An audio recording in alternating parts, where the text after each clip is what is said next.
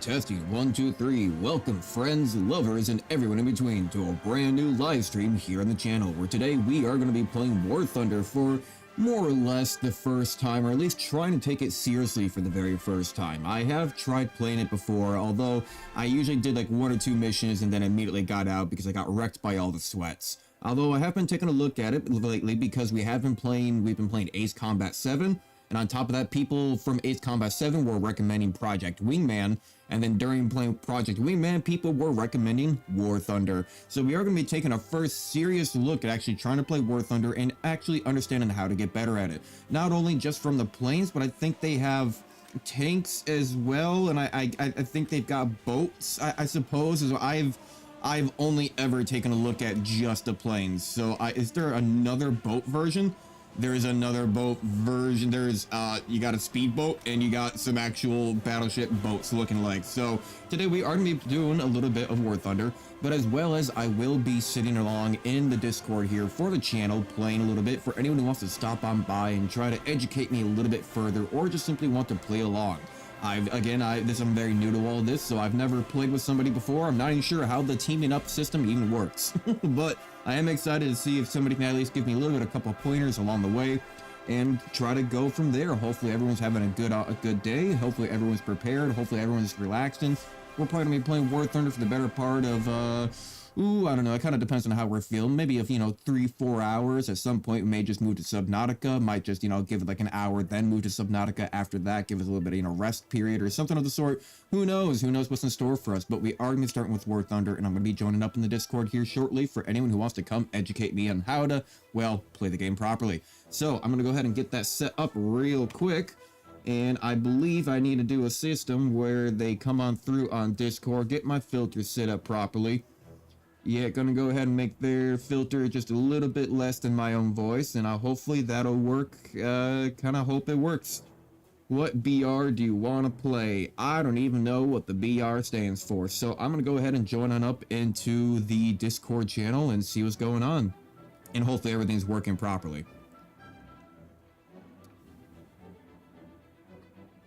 Howdy, howdy. Let's see here. Not a whole lot. Going to be taking a look at War Thunder for the first time. We're going to see if this is all working properly. I think so. Alrighty. Yeah, it looks like it's looks like your stream's going good. Yeah, trying to make sure that you're coming through as well. I'm going to turn you down just a little bit, and I think we should be kind of good. Alright, so I'm not even really certain what all BRs that there are. So I know that they have planes, they have tanks, and they have 2 different versions of boats, I believe. So, yeah, nobody really plays naval though, so I think you're good unless you want to play that. Right. I mean, I think we'll be good on that front for now. Or at least, of course, we can probably check it out later on. But primarily, I guess we'll probably be looking at either the tanks or the planes. For sure. Which one are you up for? Because I can play pretty much up to top tier at both. I mean, not air. I'm still a couple vehicles away from top tier air.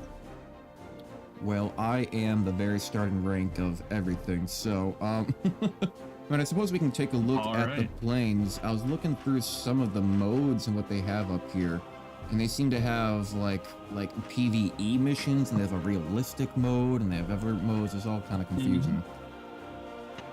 So, I will break it down for you. Arcade battles.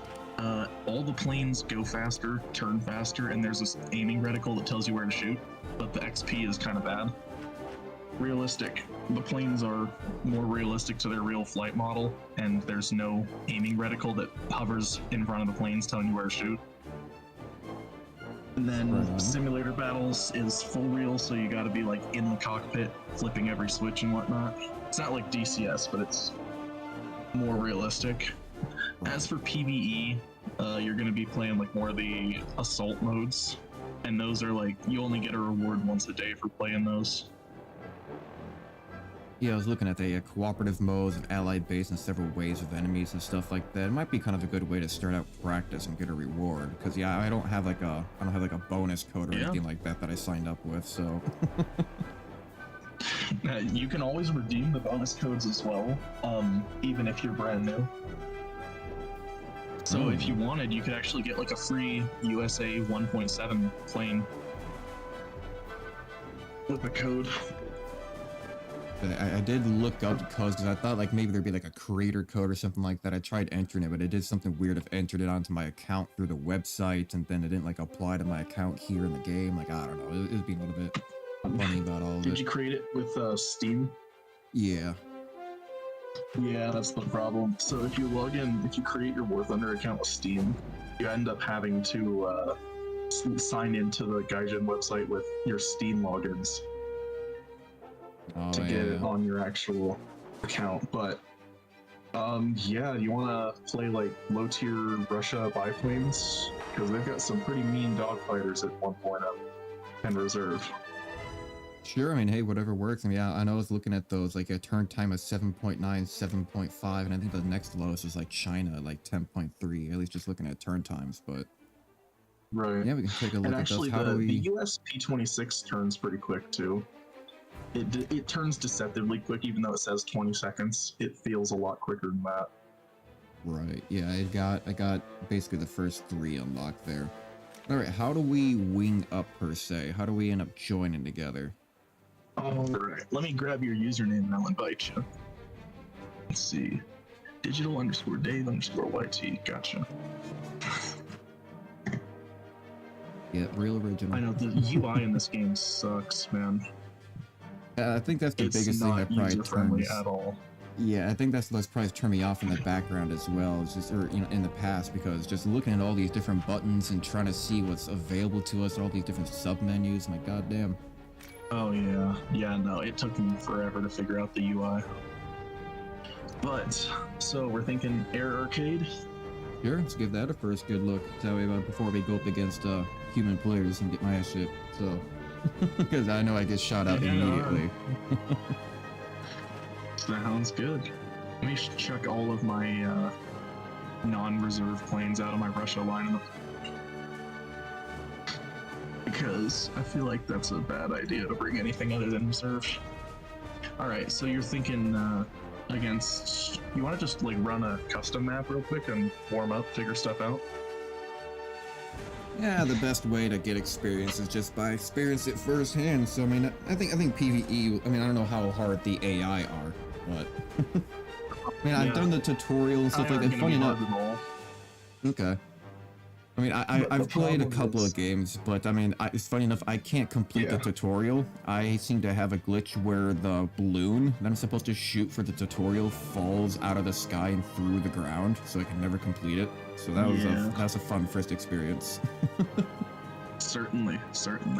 But the problem with the PvE modes is not a lot of people queue in for 1.0 PvE. So it could take us like 4 minutes to find the lobby or more. Usually the PvE players are at like 4.0 to 6.0. I would almost just imagine, because it's PvE, they just kind of throw you into a lobby, or damned the queue or pretty much anything like that, just up against robots. So yeah, and what they try to do is exactly that. But the thing is, there's so many planes in PvE. If you are going up alone with like just 2 people against a full squadron of bombers, it never ends well. Usually there's just enough turret fire that you get shot down pretty quick. Alrighty. Well, I mean, if that one seems like it's gonna take a while, I mean, hey, I mean, you're the expert here, so I mean, at this point, I'm basically just kind of following along because I have no idea how any of this works. You know what? Why don't we just do? It says 1v1s, but it's really gonna be more like just figuring out the ropes and whatnot. So let me go ahead and invite you to just a little 1v1. Sounds good. And when I say 1v1, I mean we'll just fly around and like shoot at each other. This is my first time having to fly a plane via keyboard mouse. I was trying it with the controller a little bit, but it seems to always try to swap over to the keyboard for some odd reason. But also the aiming on the controller is a lot harder compared to the mouse, at least. So Right. One pro tip I could give you is do not fly just off of your mouse pointer, because you can do you can cut some seconds off your turn time if you bind a direct pitch button. To battle. Yeah, I know you can you can at least do a little bit of roll control. I can get myself familiarized with this. Yeah, you can definitely yaw and you can roll with the keyboard, but if you don't set a pitch control, it won't have one by default, and I'll just use the mouse. Yeah, I can see that. A little tip I got for you is you can hold the C key and move your mouse around, and you can look without turning the plane. Oh, see, now that's super helpful. I was looking for that last time. Like, I can't figure out, like, I can't look behind me. I'm trying to look. I feel like there should be some head-looking mode around here somewhere. Right. And there is, you can press, I think it's quote or like slash or comma period to look directly behind you. Oh, let's see here. Seems a really far away to look at, but see, looking behind, not too bad. Okay. But you got the red trail on there. I feel like that just makes you an easier target. Yeah, in biplanes it doesn't really make a huge difference.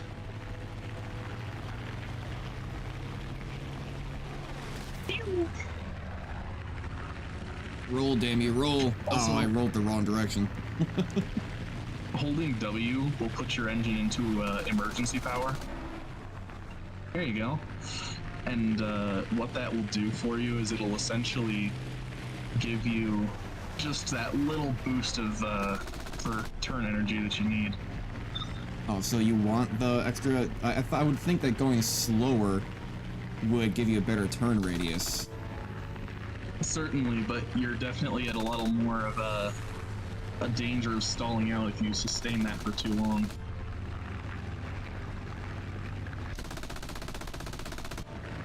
This one doesn't have the aim ridicule. Okay. I have to actually lead my targets. Put it into arcade mode for sure.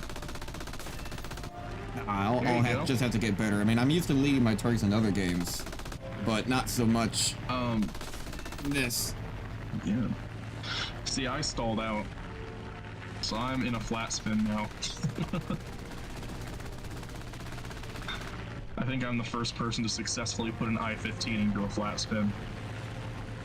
I almost feel like you can kind of use that to your advantage a bit. Yeah. All right. So you seem to have some real good, yeah, you seem to have some real good turn radius on that thing too. So I mean, usually, are you keeping your like power always at 110, or are you like trying to like throttle it up and down a little bit? Are you speeding up? Like, how does the flight model work in this game? Like trying to slow down around corners, speed up coming out of it, type of situation. So when you are in a dogfight, it can vary because like if you're playing, here, hold on, I'll turn my PC fans on for a couple more frames. But if you're in a dogfight, you're definitely going to be better off so that you don't end up in a flat spin like me, holding your engine power a little more than you're usually comfortable with.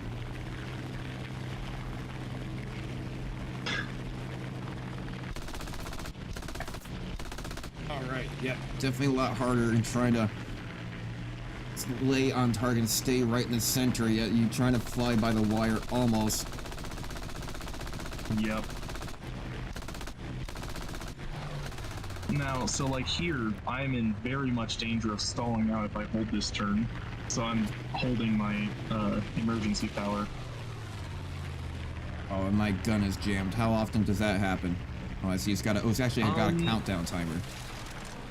Right. So the gun will jam on any plane if you hold it down for too long. There, you'll see like the reticle will start to turn red a little bit. Right. And if the red circle goes fully around the reticle, your gun overheats and it breaks. Damn, you're really flipping around on me here.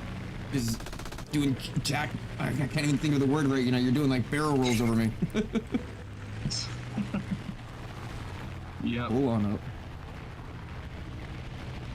Alright. I think I'm kind of getting the hang of it. You definitely got some better flight control. Yeah, see, like in that instance, I'm trying to pull up, but I must have been too low in my power or something of the sort, where I just seem to stay horizontal and stay so flat. if your speed drops below a certain threshold, you do kind of just stall out.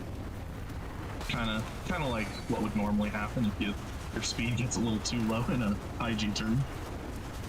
Yeah, I think I'm just too used to. I mean, I've been playing a lot of Ace Combat 7 and Project Reinvent Right, lately, and that's very. it's so hard to stall, really. Like you have to fly straight up on half engine power almost. Right. And this one it seems like, yeah, as long as you're not almost at 100%. So I was sitting at like 70 or 80%, I think, but coming down through the loop, yeah, I couldn't quite pull my nose up to get you there. Okay. So how do capturing the objectives work? Do you just gotta be necessarily within the area, or you got to be like around that A symbol, or like in the A symbol? Yeah, so the menu map will have like some hashes on it, some gray hashes, if you're in the area that can be captured. You shouldn't really, in Air Realistic, have to deal with capturing areas. It'll be a lot more strafing ground targets and then shooting down players. Right, people are a little bit more focused on the killing part rather than the objectives. Yeah, and I mean, sometimes in Air Realistic there isn't even an objective, it's just hit the enemy team. Now, you're starting with an altitude and a speed advantage here, which means you are going to have more energy coming into these turns. Yeah. If there were turns, you could snipe my pilot, but when you start with an altitude advantage, you will have more energy coming into the first turn. And sustained energy, which means you will have a little bit more turning power, not necessarily as much time. So you may turn a little slower, but you're going to have a lot more power going on. Right. And you can leverage that to get out of the sticky situation by climbing, should you need to. Okay, so do you actually get like more attack power or like damage because of the speed? Is there like a damage like number or modifier to any of this? No, the flight model is more based off of the modules of the plane. So like if you hit my left flap with a tracer rounder, so the belts that you're running are probably, I'm guessing, they're like tracer, ball, incendiary, maybe. I don't know what they're running on the default belts. Right. But if a tracer hits, then it's going to do obviously less damage than the incendiary. And if it passes through, let's say, like the fuel tank, then it's going to light the fuel tank on fire. Okay, You know interesting. what I mean? Yeah, so there are actual parts to it all then that you can kind of focus on. Are the trees physical? So like if I hit your pilot, it's to an extent. The trees in this game are not modeled perfectly by any standard. Because otherwise I can already hear out in the distance somewhere, pull up. They use funny. Yeah. It's like a lot of flight games. Usually the trees are just like, yeah, they just phase right through. Right. Speed. Whereas here, there's a meme about the tree being the top tier SPAA in this game. Well, I mean, I believe it because you fly too low. Yep. And in order to get close to the battlefield in realistic ground, if you want to bomb somebody or whatever, you have to be close to the ground so you can't get locked onto by a radar missile or something like that. And so you don't get spotted, which means you're going to end up, so close to the ground. Those trees are lethal. Come back here, spinny boy. I am definitely... my plane is not looking finest right now. But I will try to jink over your gun sight and then bring you into mine, but nope, didn't have the energy to. Oh. I like it though. I mean, especially even without the reticule or whatever, you can at least get a line of them intercepting along with your like gunfire. You can almost kind of guarantee to get one hit into them, even if it's not a good, lineup on them. As long as they're crossing over in front. And you know what? The jets in this game are a little more realistic, to where they will, if you radar lock something, the radar can give you, depending on the radar, it could give you a reticle. Oh, yeah, right. So yeah, they would have the actual HUD device on there, pretty much. That today's standards really do have that. Right. Now, in this game, since we won't be playing jets, probably, I would assume. I mean, I don't think I'd be unlocking those anytime soon. It's not like Ace Combat where you can just pull a turn and the missile will miss you. It's a little more like DCS. So a radar missile, you have to use chaff and probably notch it. Well, you have to notch it. An infrared missile, you want to use flares and cut your afterburn, you know, stuff like that. Jesus. Oh yeah, I heard that from a distance. I just hear a sudden like roaring thunderstorm coming in behind me. Like, where is he? Coming around the mountainside. My God. I mean, look. So I mean, I'm sorry. What were you saying? You can't pull. Oh right, the missiles. So I mean, yeah. I mean, I've seen a lot of DCS. Necessarily. Right. I mean, I've seen a lot of DCS Right, like combat footage before, but you have to like use the terrain a little bit more. God, that jet's loud. Jesus Christ, War Thunder. Yeah, absolutely. Yeah, I had to turn down the jet noises. Is there an option just for jet noises? There should be like aircraft and it would be. Yeah. And my engine volume, gunfire volume. I definitely want more gunfire volume. But what is tinnitus volume? Turn that all the way down. That just means like after the tank shell, the ears ring a little bit. Oh yeah, no, that sounds annoying. But I turn my engine volume all the way down and other players all the way up, so I can hear tanks really far away. Right. Here in other my engine obviously. volume. I turn my RWR volume up, which is like the radar one, because it's stinking really easy to ignore your radar system screaming at you after you hear it for too long. It starts to become background noise. How do I get to my settings from here? Escape. Just goes to quit. I don't know. Do I want to hit quit or does it keep us in the same? Yeah, just leave the lobby. It's okay. I can invite you back to a different one if you want. But yeah, you would just go options, and if that's in the top right or the top left, sorry, and then you would go sound, and then you probably want to turn your engine all the way down, and then other players all the way up. Because how that works is even if you're spectating somebody, it counts that as quote-unquote your volume. Turn it down a little bit there, because I do still want to have some volume. Like, if I was playing by myself, you know, in my lonesome, I'd probably turn it all the way down. But for the sake of the stream of trying to keep some noise going, I think I'll keep the engine volume up just a little bit. And that should be good enough. I'm sure I can always tweak that up later. Alright, so I suppose we should probably move into a little bit more of an official battle then. Yeah, I'll invite you to another squadron, and we'll run it against some real players. Some real conquistadors, real efforts here. We got this. I mean, I say that, but I mean, how sweaty is War Thunder still at this point? Because I'm sure that people have been playing this relentlessly and non-stop ever since it's come out. Honestly, the game is, it's a perfect learning ground. For ground, I would say the game starts getting sweaty. People start using their brains and actually employing real tactics around like battle rating 6.7 and up. And then here in air, you can find the occasional seal clubber who's like had the game for 4 years in biplane battles. Usually you'll find like 4.0 early warplanes, or top tier. Okay. So. Okay. I mean, it's not. Battles are great. Well, because they have like, how does the rating system then work in this game? So I mean, can somebody who's been playing for 10 years and have some kind of like high, I don't know, ranked rating or something of the sort, can they still get into a starter like plane like mine and still battle against us at the same time against noobs, or does it kind of separate you from that? Theoretically, they could. I don't know much about the matchmaker. I would say facing a player who's really good is kind of not common. I wouldn't say steel clubbers are super common at like 1.0. I see them on occasion, but Right on. Yeah, I would say like I'm gonna give you like at least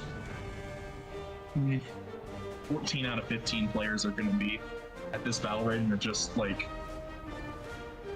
normal starters, people figuring out how to Flying airplanes. People coming home from work just playing casually, kind of having fun with it. Right on.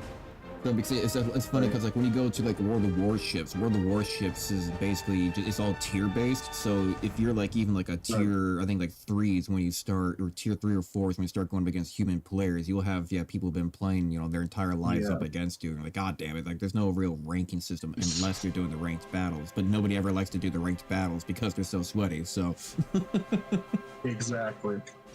Alrighty. And with War Thunder Division just solved the problem by saying, we're just going to throw people into the lobbies at their battle rating. So you'll see every plane, the ones you have are going to say reserve under them. So they're technically 0 battle rating. And then there's 1.7. You'll see, like, if you look in the planes next to it, you'll see like 1.7, 2.3. The maximum up tier you can face is plus 1 point. So if you're flying a reserve, your max up tier that you're going to see is 1 or 2.0 maybe.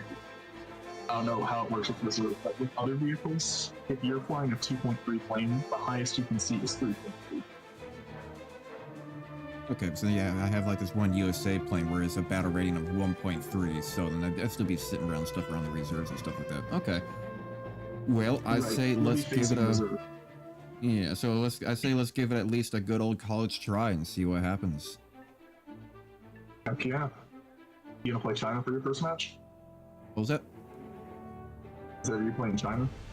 Yeah, I guess I'll try China. I'll try it again because they seem to have a really good turn. Wait, no, what was it? The USSR that has the really good turn time. Yeah, so we'll try out the USSR. Yeah. As for China, I would say this much. If you're gonna play China as a nation, short, the vehicles are kind of mid all the way through. The best nations in the game in terms of ground are going to be Sweden, Germany, and USSR. In terms of air, you're probably seeing Germany, USSR, Sweden. There's some good French planes. Italy just uses like a bunch of other planes that other nations have. Japan has a mix of like American vehicles, and Britain has some American vehicles and some German vehicles and all that stuff. But yeah, in terms of air, certainly the first 3 nations, USA, Germany, and USSR, are the ones you're gonna favor the most, probably. Yes, I mean, I would imagine, the U.S. essentially, even in modern days, U.S. pretty much has the best of a lot of stuff. I mean, we have, like, the Abrams, which is arguably sometimes not the best tank, but a good tank, and we have the best jets and all that stuff, so I don't know how up-to-date they do it all. I know that this game has had probably, like, 7 different top-secret document leaks of people releasing details of planes and tanks and stuff like 7. that. Yeah, probably a lot more than that, yeah. We're talking at least 30. Basically, my entire interaction with War Thunder is finding out on memes that somebody released another secret document on War Thunder. I'm like, God damn it. Yep. Literally, I think it was the other day. It was like I think it was something about. Was it the Challenger 2? That was the famous one. Click to battle. Oh, okay. Let's see. I have to hit the ready button. Yep. So. Right on. So I would say that maybe. Not too long ago. Yeah. But certainly, the game is not just based around modern vehicles. Like, sure, it's organized more for balance purposes than for historically accurate purposes. Right, there has to be that middle ground. So, like, you get scenarios where the Mouse, a famous prototype German heavy tank, goes up against like ATGM launchers, thus making the whole 300 tons heavy tank thing kind of obsolete. Right. What's the difference here with all my settings? What about gun targeting distance? Should I just keep that at 800? Why would I have it at 400? Yeah, you would set that at, so what that is it's essentially where all of your cannons are slanted and they all converge on one point. Right. So if you set it to 800 meters, it'll help you in the future for like jets and whatnot. And it will help you here too, because you can, in a head-on where you're both spraying bullets at each other and flying in straight lines towards each other, you can hit people that are a lot further off if you know where your guns converge. So like this KI-27 in front of me is probably about to get rocked. You traded a couple shots, but I'm gonna try to take out this fat Yeah. Texas over here on this left-hand side. It seems to be kind of dipping down low for some reason, way below us. yep. Immediately got a couple In shots in. arcade, which is the battle mode we're in, it's a great way to learn the game, figure it out, right? So this is the Yeah. one where there is a reticle in front of an enemy plane. If you just middle click on the enemy plane that's in front of you. My gun jammed. Damn it. give me 7 seconds to man. commit murder. 2 Yep. seconds, 2 And seconds, I am 1 in a second. Come on. fight with something, but I can definitely. Oh, it's a pea shooter. I can definitely outrun that. I'm surprised it's still alive after all these hits. There we go. So this, yeah, here it's in 1.0 / reserve. The majority of planes are firing basically 7.62, 7.92. Yeah, 7.62. So pretty much the same caliber as an AK. You're not doing a ton with each bullet. I'm noticing that it's not really doing a whole lot for me, but it's still enough. He's And it landing? definitely makes the game at this battle rating. You got a guy coming up behind you trying to strafe you, or well, turn on you. But it's a pea shooter. You can now turn for sure. I think I turned out of it and I can't really. I guess I should probably look behind me. Damn you, gun jam. Damn you. Here, I'll finish that gladiator off that you were chasing a minute ago, or if I could get a. Yeah, there we go. So, aircraft destroyed obviously means you got a kill. You destroyed the enemy. Severe damage means you're going to get the kill no matter what happens because he's so far damaged from your actions. And critical hit just means you damaged something important to the plane, like you actually broke a module on the plane. It could be anything from his left flap to a wing strut to the engine, so don't rely on crits as an accurate measurement of how much damage you did. You know what I mean? Right. Trying my best here. I feel like Now, I'm not doing half bad on flying, but Your I-15 should turn the best at around 140 miles per hour. The game probably set you to kilometers per hour by default, huh? yeah, I don't know what all these weird Lost War numbers are. I only speak per football. Exactly. Come on, unjam. I gotta save my Well, ally. actually- Take out this gladiator. I set we my enemy plane measuring distance to 800 or to meters and kilometers because that's how the guns are sighted. But I set my speed to miles per hour so that I can have it a little more standardized. Oh, you can actually change the different And I values am for it's not just an getting overall lit. setting for it. Yeah, That's I'm good to getting know. lit up by these anti-airs right here, and all of my guns are jammed except for one. So I think I'm just gonna jam my last one and get it unjammed. Now here in arcade battles, you'll start to notice that your turn time is about half of what it was in realistic, as well as the fact that you're going to gain speed back a lot quicker in arcade that you lose by Shit. turning. Shit. Yep. Got 2 on me. I am on my way to attempt to help you. I just crashed though, or well, crashed / got shredded by 3 people who were salty. So I killed a bunch of people. Honestly, surprised Hey, I'm you're even on still top of the team alive. for score, though. You're on top of the team. You got 2 more assists than me. I will take it. Come on, damn it, not gun jam. I hate it. I hate the gun jam. And honestly, you can mitigate that a little bit just by making like bursts of gunfire. But if I see my target in front of me, damn it, I can't help it. My finger just says kill. Yeah, no, You know? that's real.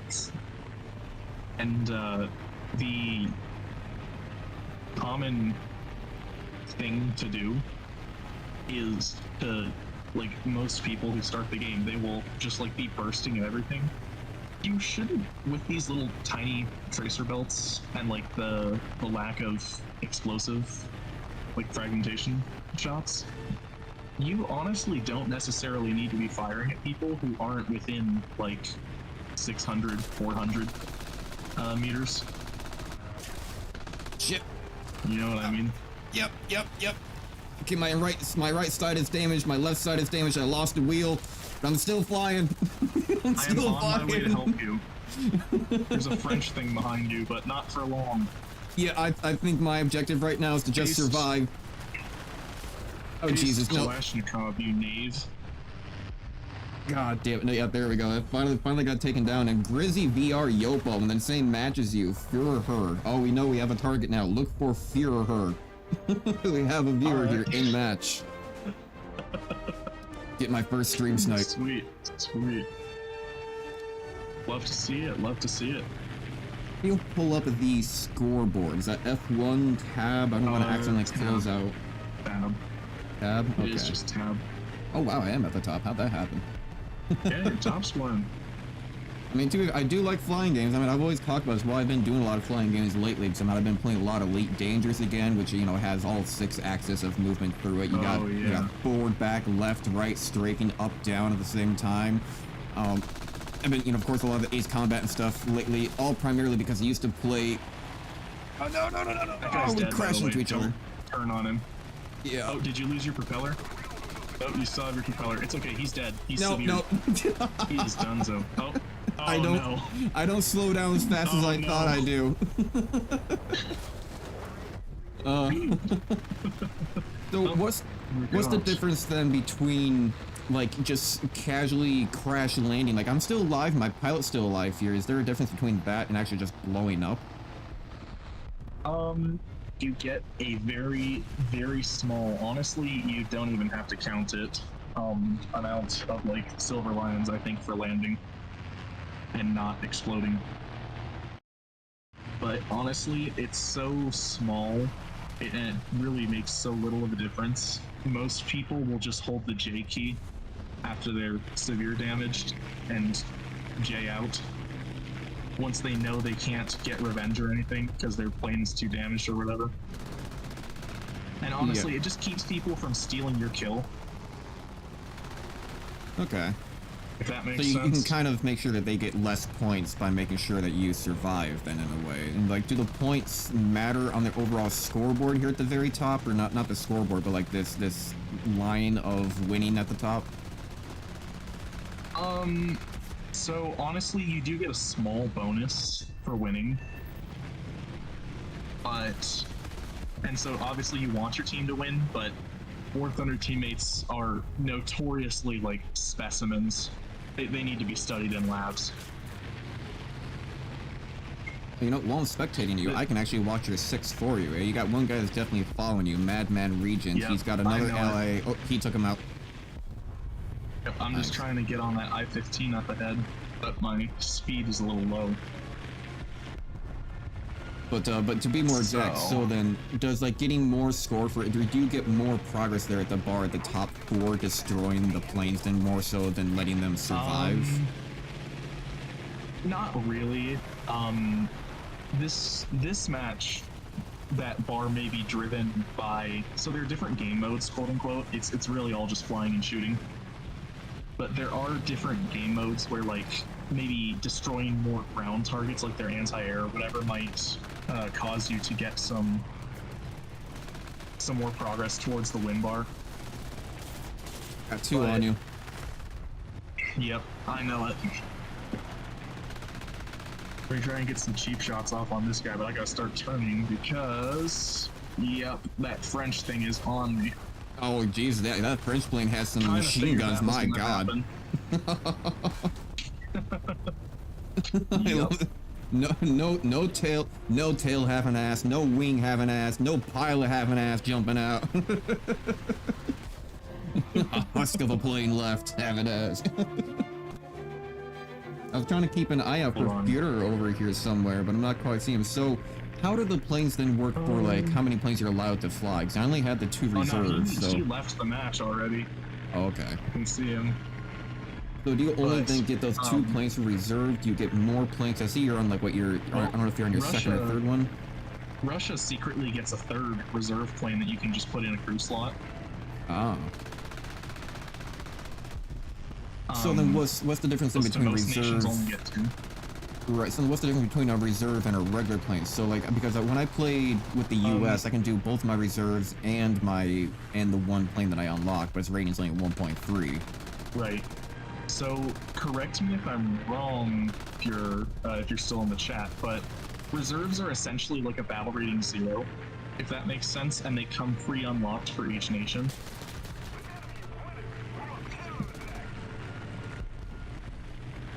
So essentially you will face like 1.0 in reserves on occasion, but what it realistically ends up being. You guys having fun over here doing your ballet dance? Yeah, I guess. Now, got somebody with a little bit of yeah, a little bit of a grit on them, huh? Jinker ramp your gun sight, buddy. Oh, I think you got the chance now. Oh. Nope. Didn't get nose on. But I'm about to, maybe, if he stalls out here. My wing is not providing me nearly as much lift as his is, because his is undamaged. You got a couple of allies coming to help you out, at least. Nope, I'm stalling out. Stalling out. I might have to touch the ground here. Yeah, my tail is not in the greatest shape either. My engine is on wet cooldown, of course it is. So, no emergency power for a minute here. Yep, that's it. No, not enough lift anymore. Will he survive? No. At least I'm dead. I was gonna say that was gonna be a somewhat soft landing, but 86 made sure that wasn't gonna happen.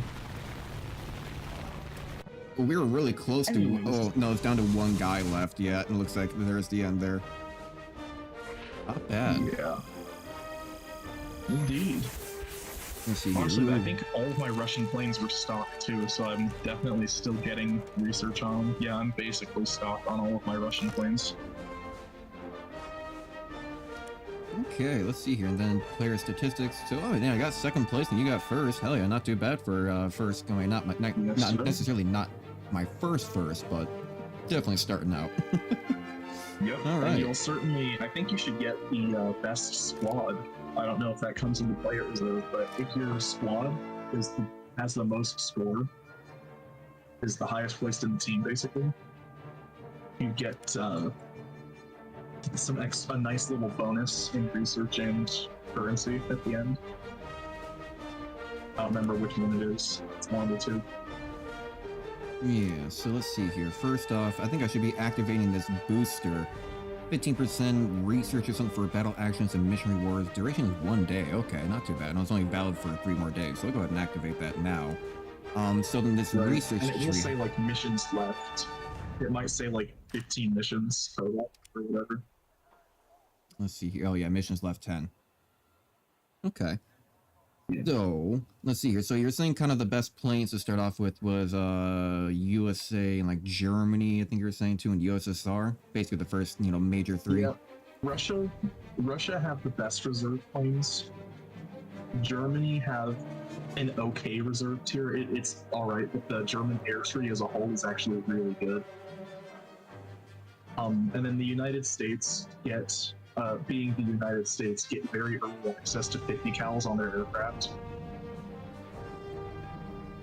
Okay. Which means, in fact, I could give you that website or whatever. Just put your Steam credentials in and get a free tank and a free plane at 1.7 for USA that has 250 cals and 2 7.62s, or a 50 cal and 3 7.62s. Yeah, or is there a way that I could just activate that through here, or I have to go through the online store or whatever it is? Unfortunately, you have to do the online thing, and you have to log out and log back in, so it would take a minute. It'd probably be quicker to just unlock them, to be honest. Okay, yeah, we'll just end up doing that. So now, what about this research thing? So I'm not quite... So I click on my plane, I go to research. Well, research is just popping up all the plane list in general. And I don't even know how to pronounce that. It's even a real name. Sikatazakobreski Kudloskity 1. is following. Whoever you are, thank you for the follow on Twitch. But then if I go to like modifications, yeah, so how does this research work? When I was looking at it before, I'm not entirely certain how this operates. So, modifications, when you say your plane is stock, quote unquote, it just means it doesn't have any modifications installed. And as you play the plane, XP in the plane, the amount of XP you earn in the battle goes towards the plane, and then equal amount goes towards the next plane in your research. So if you selected the BB-1 as your next aircraft to research, then it would put the same amount of XP towards that, as well as whatever.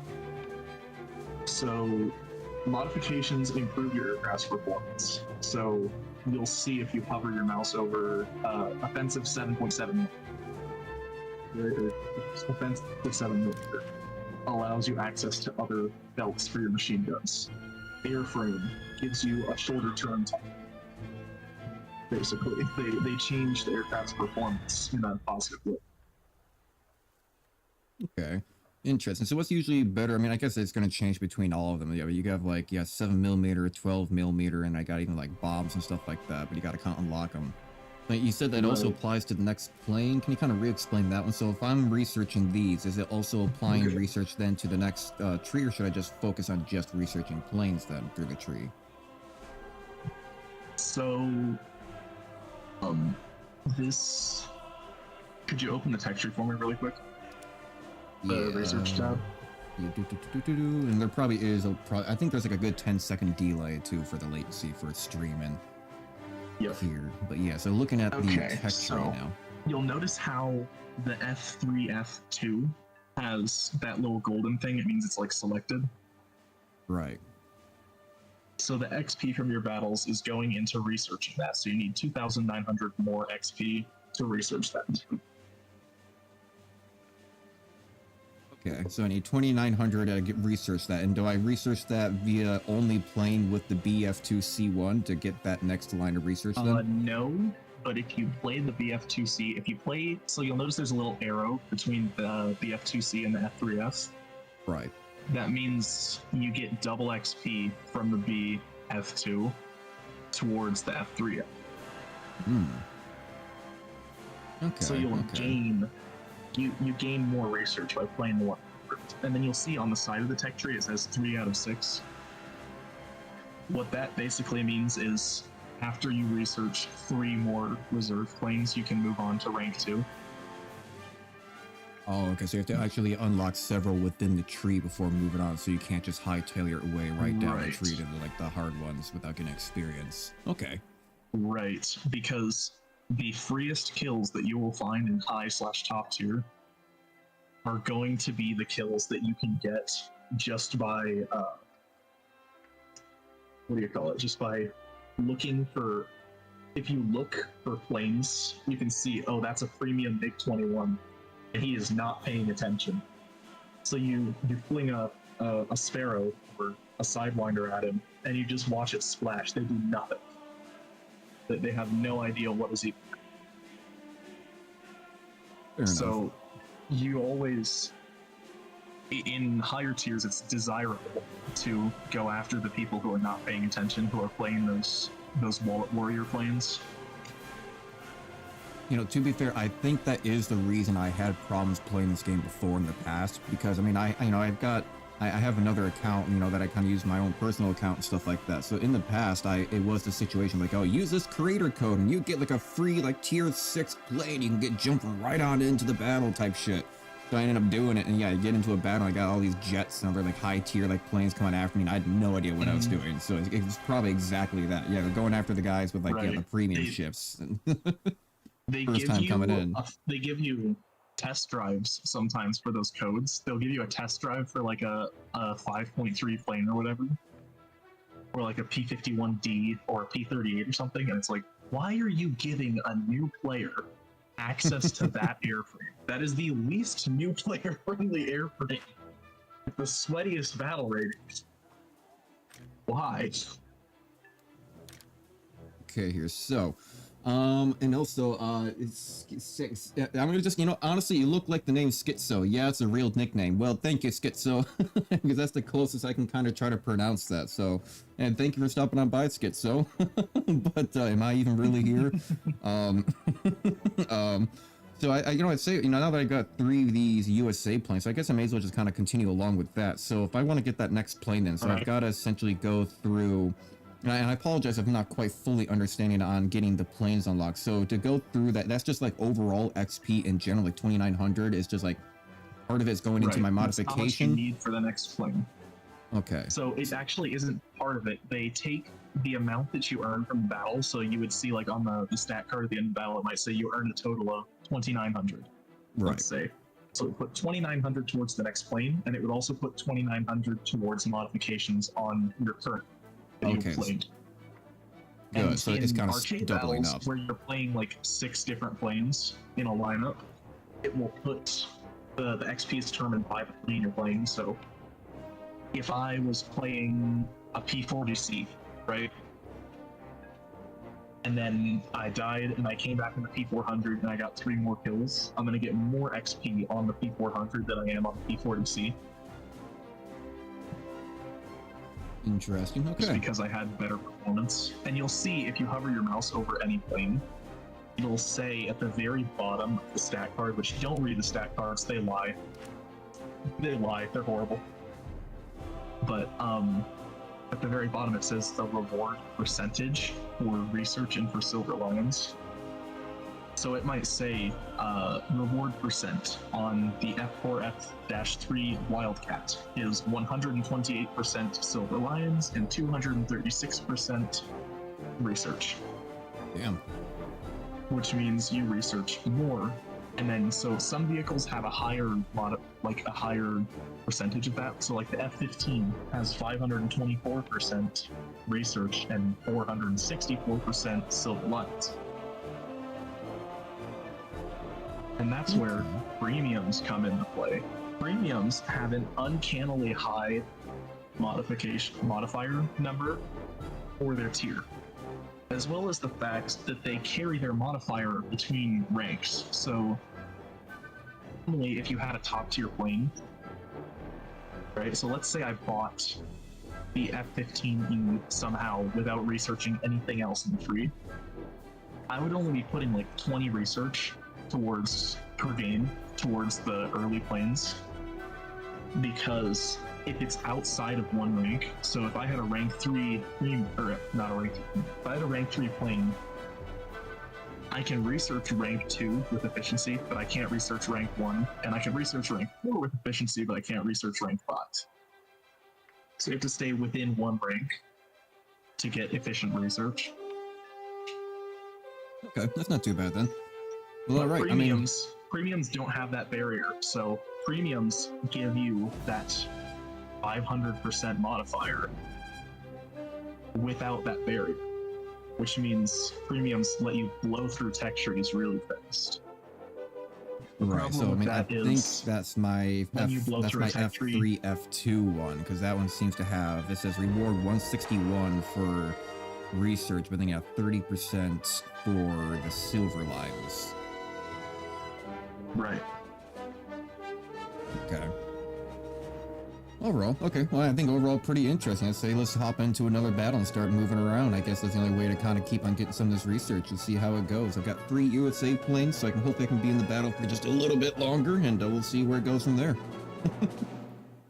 All right. Let me grab I think I have a low tier Air Arcade USA lined up somewhere. Screw it. I'm just going to throw in the USSR planes. Because it's arcade, which means they don't necessarily, aren't afraid to put USA and Russia on the same team. Whereas in realistic, they might put USA and Russia against each other more commonly.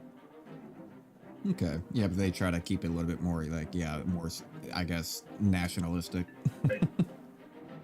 I want to be out there screaming, it's usually allies versus Axis. Right. Exactly. So in ground battles, so here's a great example. My friend plays exclusively Germany for ground. Seeing higher. I play a lot of USA, which means, and a lot of Sweden, which means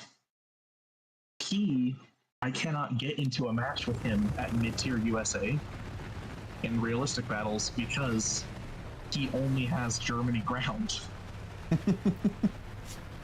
Sorry, I can't help you, brother. It's literally like it's a 7-minute queue time at least to find a mixed battle. So it's definitely like if you have buddies who are playing the game and they all play Axis countries or they all play Allied countries, just go with choose a country out of that bracket that they're playing in. What's usually the best? And just play like. Yeah, I mean, it's just kind of just play whatever and build up and whatnot. I mean, I think this game in general is just going to require a lot of grinding. God, that was a big hit immediately. Oh yeah, the grind is real, my friend. It's even like World of Warships. That's the one thing I've always hated about World of Warships. It takes so long to grind everything. It is probably like one of the grindiest games that I think I've played in a while. And I play Elite Dangerous, and that thing's like the definition of grind. Well, if you're looking for a game that's not very grindy, War Thunder's probably not the right place to come. They have almost reached top tier Sweden. I'm pretty close to top tier Sweden, right? In air and in ground. And I have, let me check how many hours I have in this game. So combined, I have about half of the US tree in ground and air researched, and most of the Swedish tech tree in ground and air. And then I have like some progress on Germany and some progress on Russia. I have about 1,000 hours of the game. So realistically, in about 500 hours, you could probably complete ground and air for one nation if you just stayed focused on that one nation and you chose a shorter tech tree. Sweden, like Israel, like whatever. Oh boy. I got my first plane taken out, so it seemed to have killed my pilot. God damn it. Nice. I am going to J out because I just lost my propeller doing something stupid.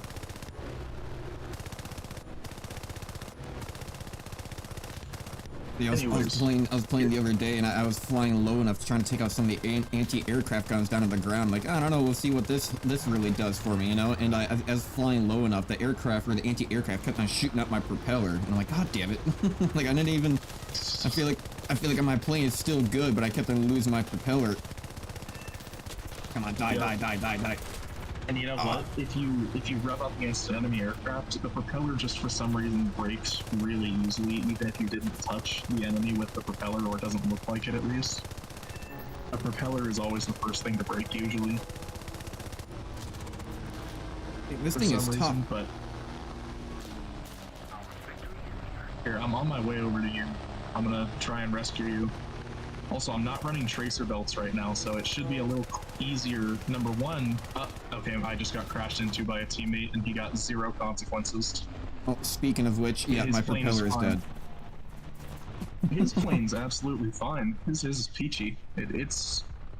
Oh no. I mean, if you land it, you'll get a little bit of extra research. I'm still trying to take out my target.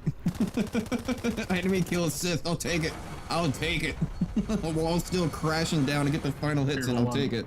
Don't J out. Don't J out. I'm gonna fly really, really stinking low over the remains of your aircraft. Oh yeah, there you are, G. Beautiful. Oh, yeah, that's man. twice. Flying in top tier. Yeah. Really teaches you how to fly low. Well, because when you have to multipath a radar missile, which is just basically getting so low that the radar can't tell the difference between you and the ground, it teaches you some things.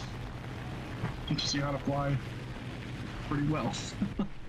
I'm a really strong advocate for flying low in general, just because it just feels like, it allows the enemy an opportunity, to kind of crash in, because it kind of gets rid of an access for them to try to swoop underneath you. But definitely still concerning, if you lose power to like an aileron or something right away, you could kind of jerk your way into the floor as well. Well, it's a double-edged sword, and honestly, you'll find in realistic battles, altitude is king, because when you can enter a turn fight with more altitude and thus more energy, more potential energy than your opponent, Right. you can turn with them for longer before you stall out. And that is the advantage to have. You know what I mean? Right. Because in a turn fight, a slow plane is a dead plane, and a stalled plane is an even deader plane. No So the Top longer Gun. you can go- Oh, there he goes. Sorry, kind of like a so top, here's the no thing. Top If Gunning you- of trying to stall it out and like zoom in behind him half a second somehow at the same time. Post-stall maneuvers are doable, and they are viable, but only when you can do it when there's no one else to come in and third-party you. Because if there's somebody near you that will come and assist their teammate, they'll do it while you're slow, and then you won't have energy to dodge a missile or to do anything really, and you'll just kind of be stuck floating there. And they can even get a gun kill on you. Whereas with when there's one person and you're just chasing them or whatever, and you need to get behind them, or they're chasing you, you can absolutely do a post-stall maneuver like a Kavocher Bell or a Cobra or something like that. And it can be viable. I've only done it a couple of times because the situation doesn't present itself often. But man, when it does, it just feels so good. Feels amazing. And honestly, it's funny. I'm looking here and I see all these planes just down here near the ground. They're all flying super low right now, just watching all these guys. This is ridiculous. Right, and I mean, it's an arcade, so there's really no consequence for flying low since the engine powers in arcade are so much higher than in realistic. You can get back all that speed you lost just by flying low way too easily. And that does make it easier for new players to, you know, win their first turn fights and stuff. It gives you a lot more opportunities. Got everybody on me. Leave me alone. The problem is when you come across a player who's decent at exploiting that is, yeah. Also, past a certain point, arcade becomes not a very good option because the XP gain from it is abysmal compared to what realistic gives you. So like one kill in realistic is probably equivalent to 4 or 5 kills in arcade in terms of XP. And a lot of players will bully you for playing arcade instead of realistic if you get above a certain battle rating. Yes, okay. I imagine half of this game is, or half this community is super, like, when I think of the War Thunder community, I think of them as the most helpful, toxic people possible. Like, it seems like they're toxic out of the necessity of trying to, like, no, you can do it so much better this way. It's just like, I like having fun this way. Like, no, it's all wrong. It's sacrilege. Yep. You know, so, I mean, I don't know. There are those people, for sure. And there's also just the people who are just genuinely awful people. You come across them very, very not commonly, but like, yeah, you see especially in mid-tier, where everybody's just tired of the game and they want to get to top tier, but they're not skilled enough to grind out to top tier just yet, but they think they should be able to. You get a lot of like racists, and you get a lot of horrible people just like saying things in the chat they shouldn't be because they're frustrated. Right. Well, and I imagine too, because it can be kind of nationalistic, you know, people like maybe like flying their own certain countries' planes, or, you know, it's World War II kind of eras sometimes too, so. Exactly, yeah. I'd imagine, because, you know, I play, ooh, I'm surprised that didn't. And then when you introduce modern vehicles like the modern tanks and stuff, the conversation slowly shifts towards like, oh, this tank is so much better in Ukraine, and they're like, oh, you would be a Ukraine supporter, wouldn't you? And like, I'm not even gonna get it. It just gets horrible after a certain point, because people just start those arguments. But realistically, you see those people so much less than you see the nice War Thunder players. Right. Yeah, it's because Although I would it's say funny. 'Cause I never- play games. I play games like Stronghold Kingdoms, where it's usually using real like locations of like like the world and stuff like that. So you typically whenever we get into like the European section, it'll be funny because all the French people will always go in France and they only speak French and they're very nationalistic about France. And all the Russian people will always try to spawn off to the right and try to spawn in Ukraine and try to take that over. And a lot of the Bolivian people will be like ever super played, nationalistic, or the Bolivians. Squad before? I have not. Holy cow, Squad is hilarious. Is it? Squad is that times 10, man. I'd imagine. I just don't understand. I don't understand like the appeal behind. It's like it's a video game. Do you really have to care that much to be like completely, more or less racist about like your land? Like, brother, it's a video game, like you even like in War Thunder, like, do you really have to care that much about, because if you're playing a German plane, you have to be next thing you're doing a Heil Hitler speech in the in the chat. Exactly. Like, come on. You don't gotta be like anti-Semitic just because you're playing a German. That's a step too far. Hey, best Squad. So and I got terror of this guy. Yeah. See, but nowadays, like, oh, yeah. See, nowadays, the thing that I find confusing. Have you heard about any of Kanye's freaking little endeavors lately? Like, man, I just find that so funny. Like, I'm not trying to get like super, into the topic or nothing, but I just find it so funny. Like, online, you always see people like, this person's a Nazi, this person's a Nazi, this person did a thing to their heart and saluted a little bit. That there must be a Nazi. But then you see Kanye over here straight up on, yeah, and then you see you have Kanye over here on X on Twitter, literally posting, "I'm a Nazi, I love Hitler," and he literally posted porn, like going whole off, like, "I hate Jews" and all this stuff. No one clip this and take it out of context. Digital Dave says, but exactly. But then like, it seems like no one's up in the arms about that. The only response I really see about it, like, "Oh, he's just not mentally well." Like, are you kidding? You have someone with like 35 million followers who went to the Super Bowl to advertise a swastika shirt, and people are not up in the airs about that, but people will talk more about the racists on War Thunder than they will about the guy that literally just sold swastika shirts to the entire American public. Like, what the fuck? Well, sold is a strong word. Yeah. But my God, what a world we live in. Like, man, the double standards on this is ridiculous. But, I hear more about people being racist on War Thunder than I do about people upset about Kanye. That is true. That is true. Have you ever messed around with decals before? I have not. I mean, I'm on this modification screen. Man. You are in for a treat. Let's see here. So, I don't know. There is a thing you can do to unlock a bunch of decals for. There's you just have to go into settings and then click other settings, I think it is, or whatever. Serious safe area menu, subtitles, screenshots. I'm trying to find the exact thing. It should be in.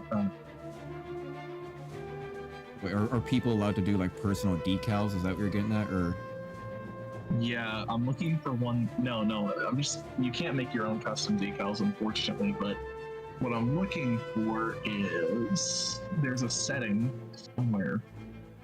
Oh, it's in customization of vehicles. You can turn on show decals on other vehicles as well as show content in the battle, and you can change that, except because it's by default, it won't show fictional decals. If you switch that to any, it will show fictional decals, and it'll actually unlock some fictional decals for you. Okay. Download it. Yeah, let's do only in the hangar. Yeah, I don't want to be downloading additional content in the middle of my flight. Thank you very much, War Thunder. Show decals and other players' vehicles. I'll turn it on, but who knows? I might regret it. Oh, yeah. There's reasons you wouldn't regret it. Hold on, let me see. I think I have a plane where I did something kind of ridiculous. Let's see, where can I find? Where is my team? Is it the P-51 maybe? I think it might have been P-51. Customization, is this it? Yes. Yes. So let me send you a screenshot in the Discord. I'll spoiler it, obviously, but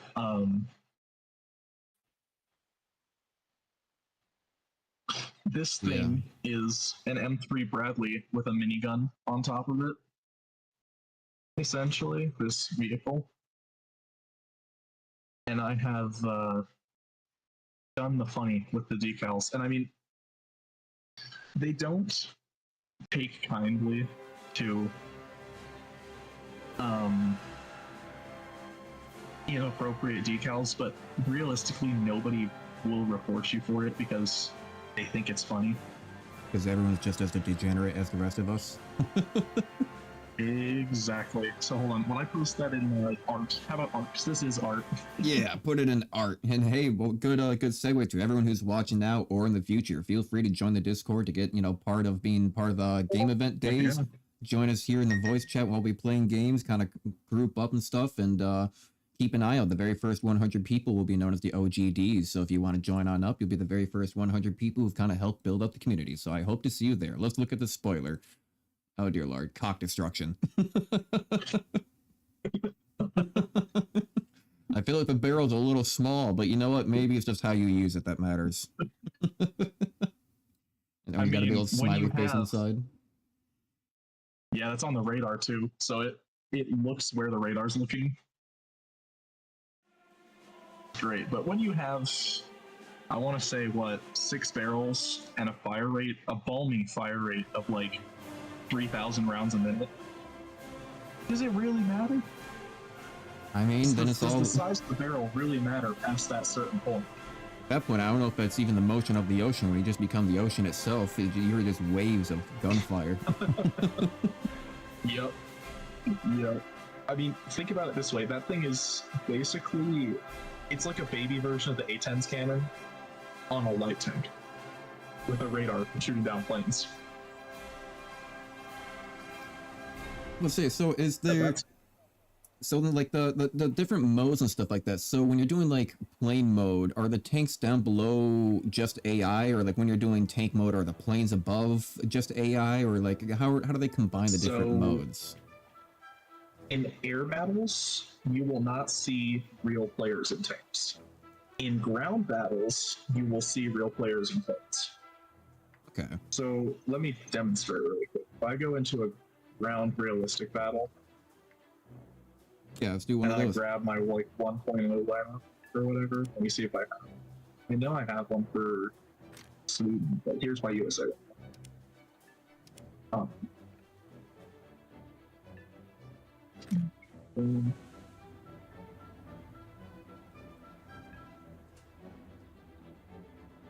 Yeah, I've never touched any of the tanks before either. So I mean, the closest I've ever touched a tank has been World of Tanks. You know what? That's a good start. That's a really good start. Let's see here. Okay. How good are you at spotting things like camouflaged things? I mean, it does. Well, I mean, I don't know. Well, I don't know. I guess maybe not that bad, because I guess the closest thing to having to spot stuff like that be like Elite Dangerous trying to pick out a ship out in the pitch blackness of the void. Otherwise, I'm used to like having like a ping option, you know.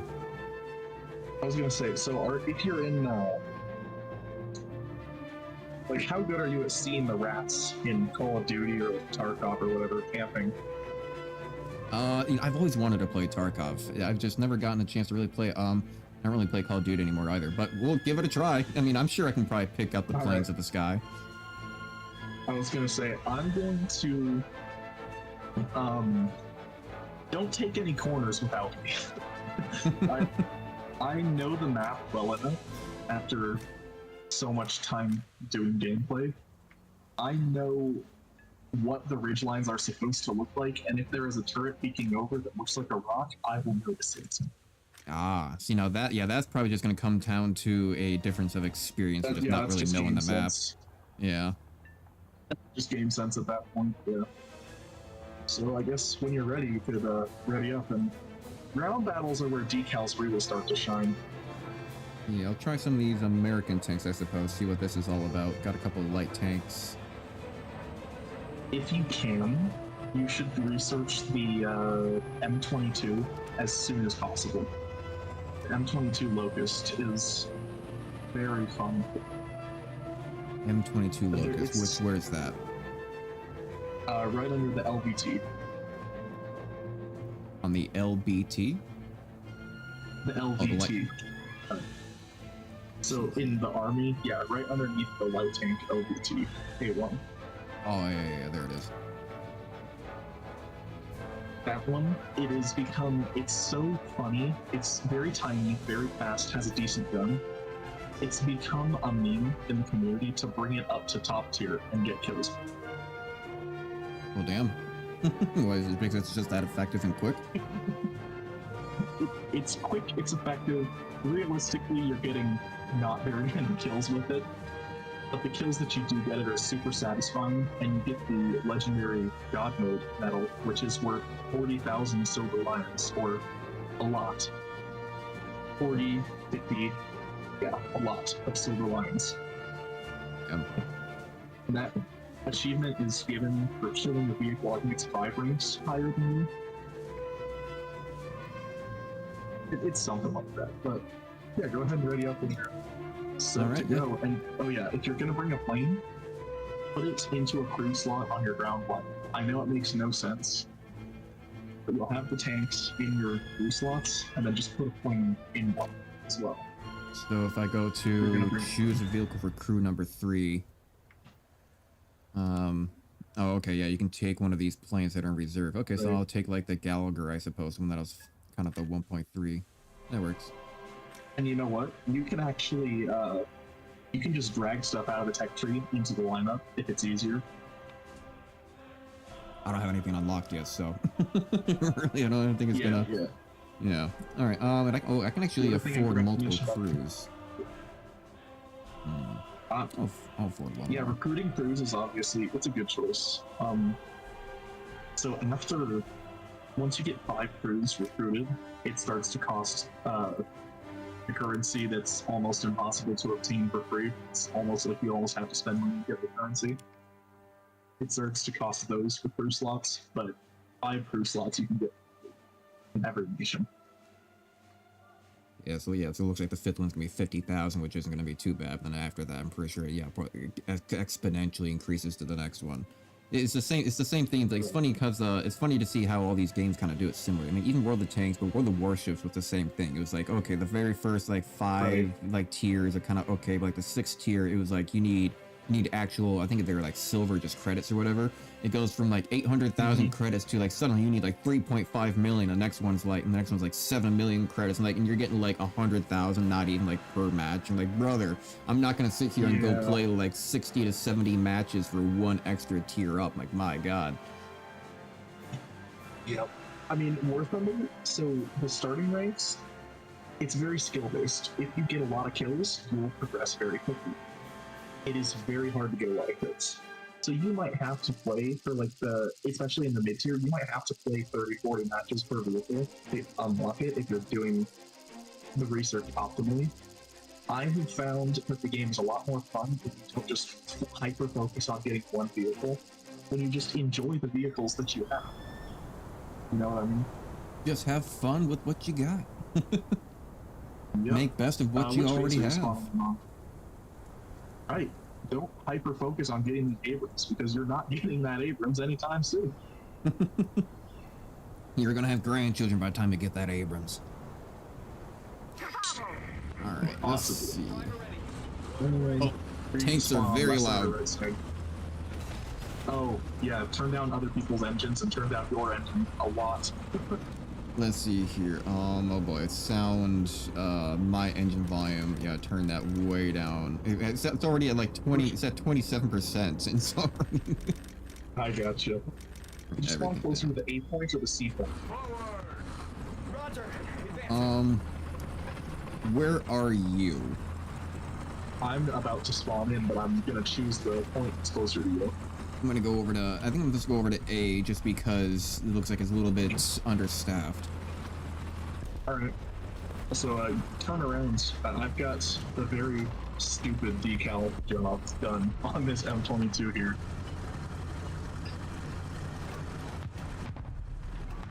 Okay, I can kind of see things way out in the distance. I have no idea how the firing arc is going to work on this.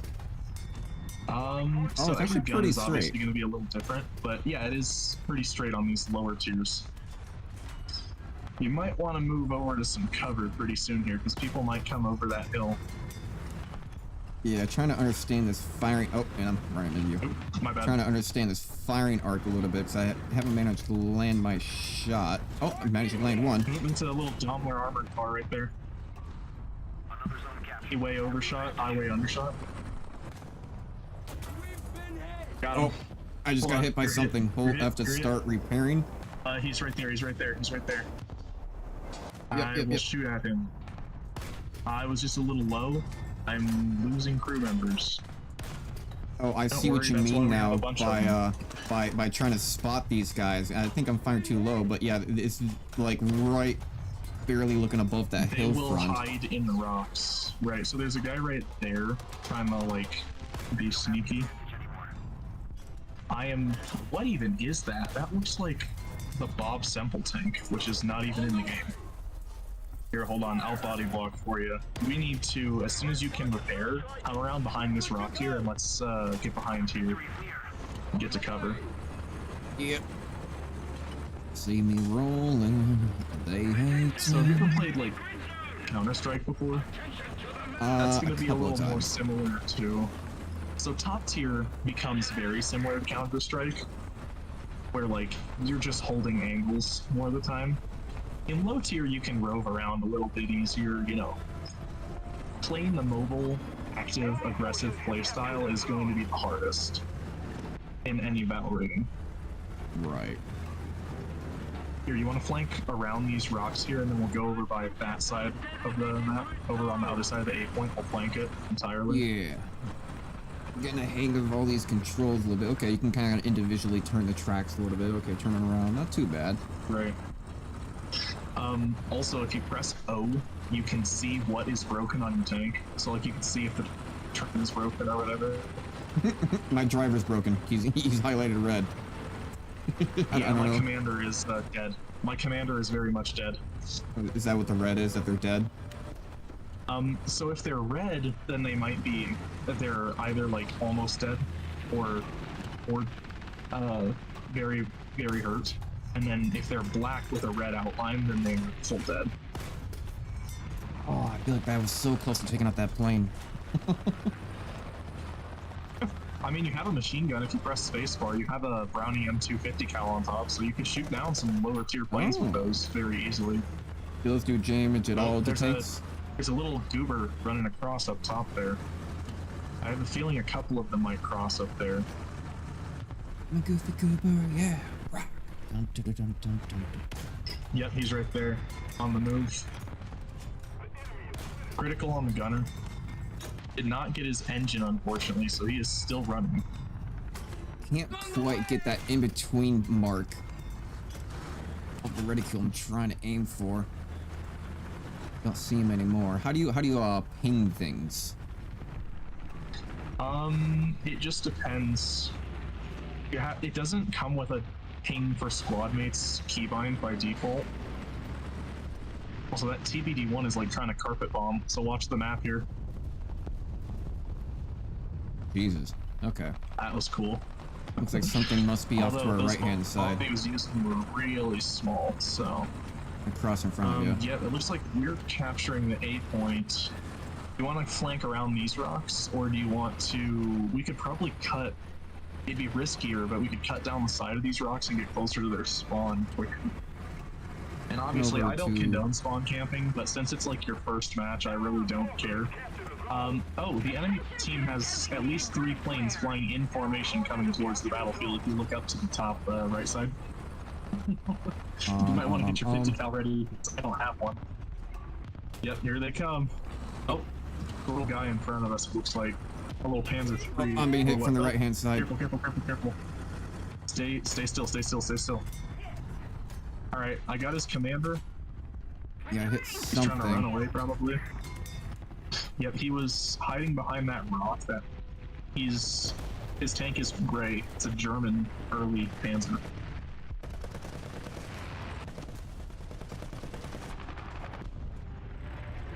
Okay, so I imagine that the I'm just gonna mark it. so I imagine that there is like your front armor and like slope armor and stuff like that's gonna be better compared to like hitting a side shot to your tracks and stuff like that. Like kind of all take that into account. A side shot for most people is like instant death. Hey, there's a free kill right there rushing towards us if you want him. Oh, I just died to that Panzer III from earlier, so straight ahead of you. Oh, I hit him. I took out one of their drivers, but not enough. Ooh, I took out a lot of them. Alright, hold on. I took out 3 of his crew. For you. Good stuff. If you got the gunner, then he can't fire back at you, and you can just keep hitting him. And if you get the driver, he can't drive away. I am bringing in some air support, some close air support, so definitely just like tell me where they are relative to you, and I will do my best. I'm gonna try to move my way back over to A there and try to look towards Bravo, but see if I can kind of spot anybody. Not really seeing anything on the mini-map, I'm just seeing our allies blink and die. Right. So just take it slow. Don't drive real fast. Obviously, like just look for man-made shapes, if that makes sense. If it's not a rock or it's moving, then it's probably a tank. Yeah, I see like a little tiny top of something moving over this sand dune. With the arc of your shell, you might be able, if you aim it just the right trajectory, you might be able to kill him. Another little tip I have for you, if you are under a ridge, you can look over the ridge without exposing yourself by pressing the B key for binoculars, and it does not expose you.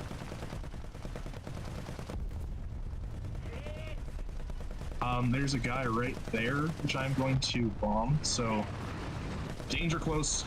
Oh god. You crash into it. Oh, I'm being hit from my back.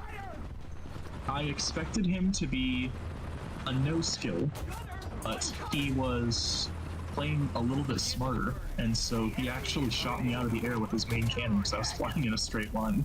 Oh, I'm definitely dead here. I'm dead in the water. Yeah, there it goes. Oh no. Okay, hold on. Do you have another tank to spawn in? I do not, but I do have 2 planes. Can you afford to spawn them in?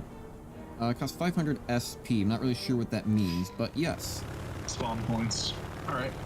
Yeah, go ahead, spawn them in. You can shoot down. The enemy has a couple planes up, or at least one biplane that's getting shot at by our anti-air, who are not very smart. Our anti-air is aiming at where the plane is, not where the plane will be. So, he's not leading his shots at all. And I imagine that these bullets don't really do a whole lot to tanks on the ground, or do they? If it doesn't have a roof, you will do decent damage. Obviously, like, there are planes, even in this battle rating range, or just a little higher than this, that have very, very big, scary shells. As in, there's one that has, like, a 75mm gun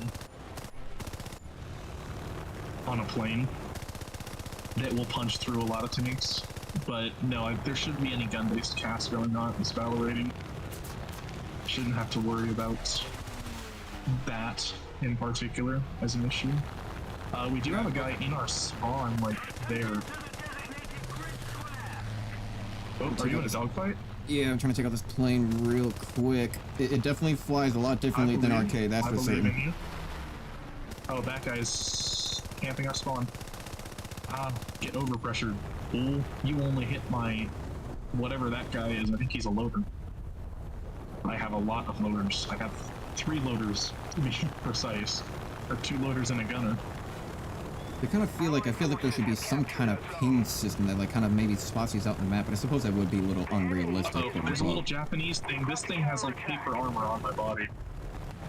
I died because he's flanker. Hold on, I'm gonna try and shred some things with the 50 cals on this anti-air truck of mine.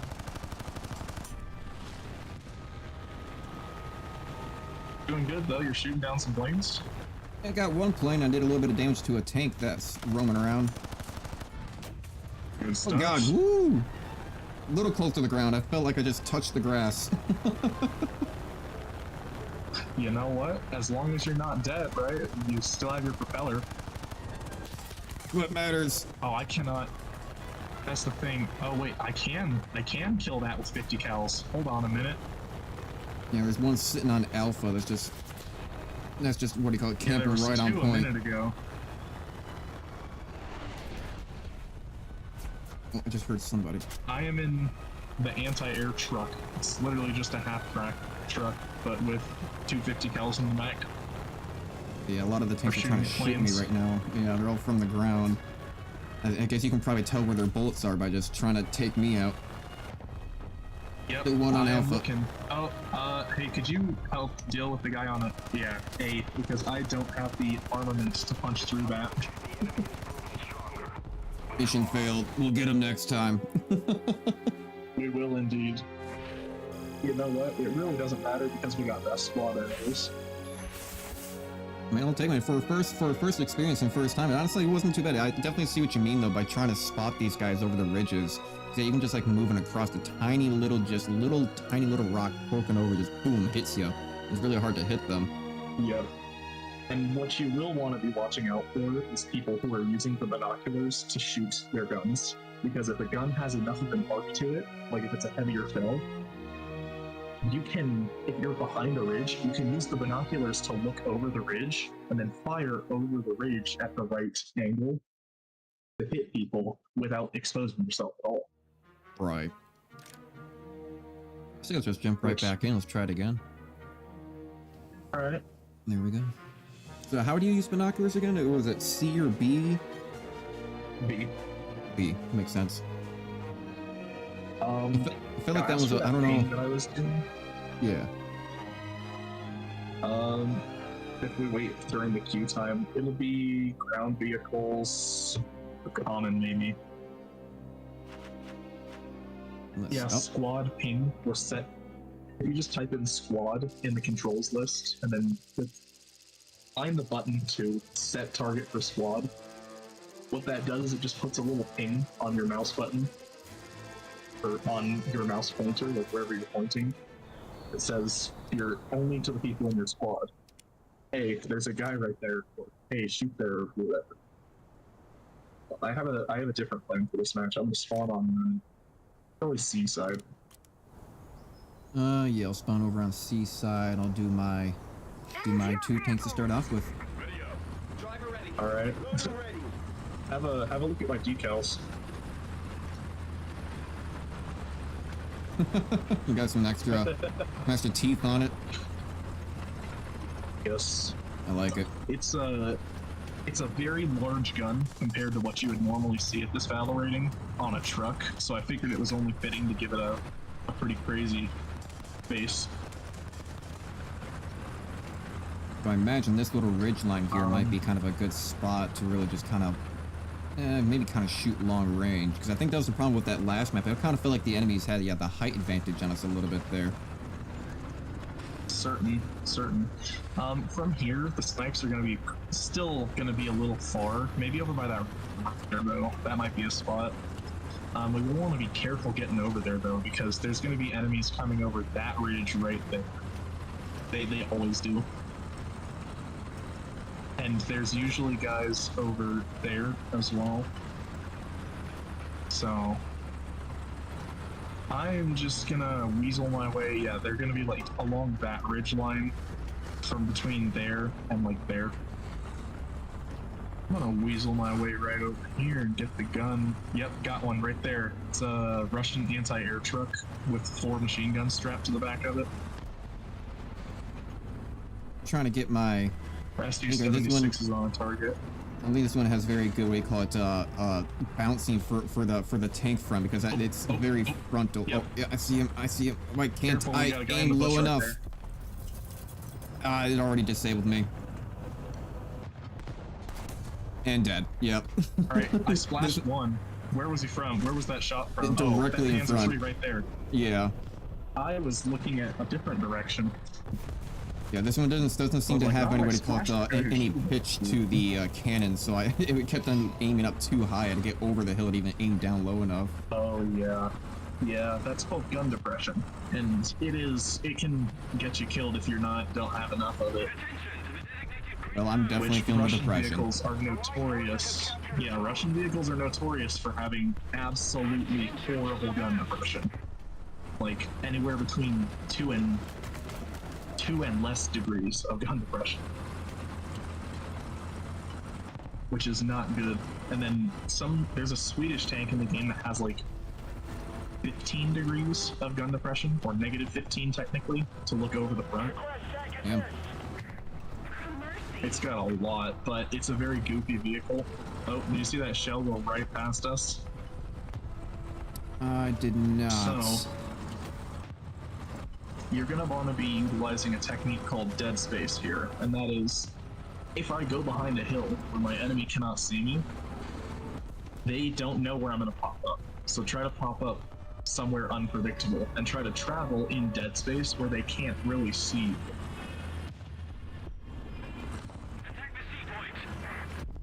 So that you can get to your shooting spot without as much danger, because most tanks at this battle rating don't have a stabilizer, which basically just makes it so your gun doesn't bounce around when you're driving. Which means the thing I'm trying to find my reticule here in the center of like looking at the binoculars is just bouncing all over the place trying to get this. It's not really working out too well. On the move shooting is not really a great option at this battle rating unless you're really close. This is a really stupid play that I'm making here. But a plane is strafing our Su-76, and I don't want to be next, so I am... Return to the battlefield game. I am on the plane. There is a Swedish thing looking straight at me. Dead. Let's see, did his teammate notice his friend blowing up right next to him is the question. Looks like the answer is no. Give me the ammo rack, game. Oh, that's I just took out a plane with a tank shell! It crashes right behind me. Good stuff, good stuff. That's cinematic as hell. Panzer 3 right there. He is blind. He is a blind German main. That's another meme in the community. German players are blind. They have no clue what's going on. So like, yeah, he's right there if you want to kill him. Yeah, he's but my tank, it can't aim low enough. I don't know, it's not aiming down. Okay. There we go. Jesus, that's taking forever. There we go. I'm trying to get his engine so that you can hit him. There was a guy behind you that was back here, next to this brick building. Yes, I just discovered that. He is bushed up. He's got bushes on the front of his tank. Coming straight towards you. See him? Oh, yep. Where's my reticule?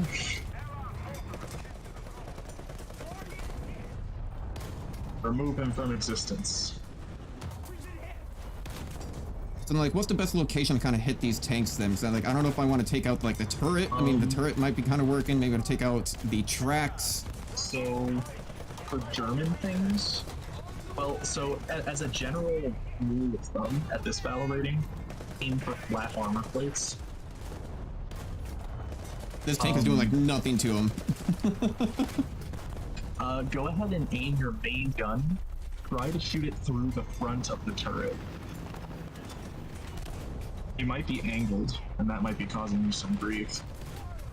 There we go. Jesus, that took both of us just laying into this guy. All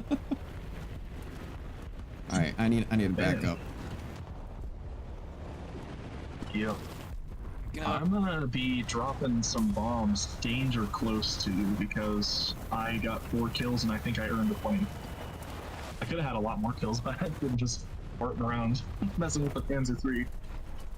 We've got way too many allies stacked up right here. We had like 3 of our guys, and one of them just died. And for some reason, one ally is just kind of hiding behind the carcasses.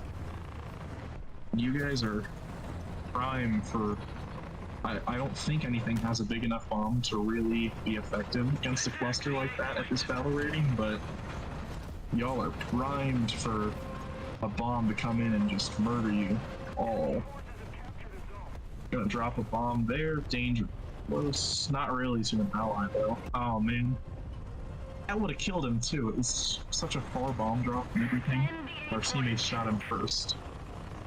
I'm trying to keep my eyes open on the ridge. Not seeing much around my area. Here, I can scout players out for you if you want. Let me look. Yeah, 'cause I'm probably a little bit Anything that would be exposed here. putting you in jeopardy. Oh, I think I just saw. There's Yep, a guy I see right one. there. Hit him. Yep, you saw his muzzle flash. He is done. He is done, man. Good stuff. I can't see through the smoke and through the fire and flames of my dead ally, though. Oh, good. That's And right as I unfortunate. say that, the tank disappeared. Or the carcass disappeared. Love it. Nice. Yeah, and I mean those burning tanks are actually really good for. Oh, there's a lot of stuff coming through these woods right here. I'm Backing up. saving my bomb for something a little more tanky. You know what? Screw it. That Panzer 38 needs to die. Now, when you say tanky, do you know how little that narrows it down? Yeah, fair enough. There is a tank at this battle rating called the Char 2C Viz that has so much ammunition. Or not ammunition, it has a lot of armor. A lot. I am going to go make a play on the A point if you want to try and move over there real slow and cautious. Yeah, So I I think saw I'll so take... many people running that direction. I just had to go over to check it out. Also, the LVT has 2 machine gunners on the back, specifically designed for shooting down airplanes. So, if you get a chance, might be a good idea to utilize them. Oh, come on, I'm hitting my target. target. I'm hitting somebody way over the hill right now.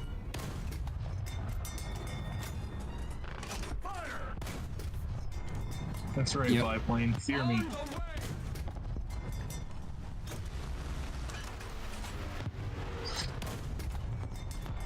I want that biplane to try and strafe me because I want to kill it. I have like 34 belts of 50 cal ammunition just for shooting down planes. And I'm hitting this guy. It's definitely not going down.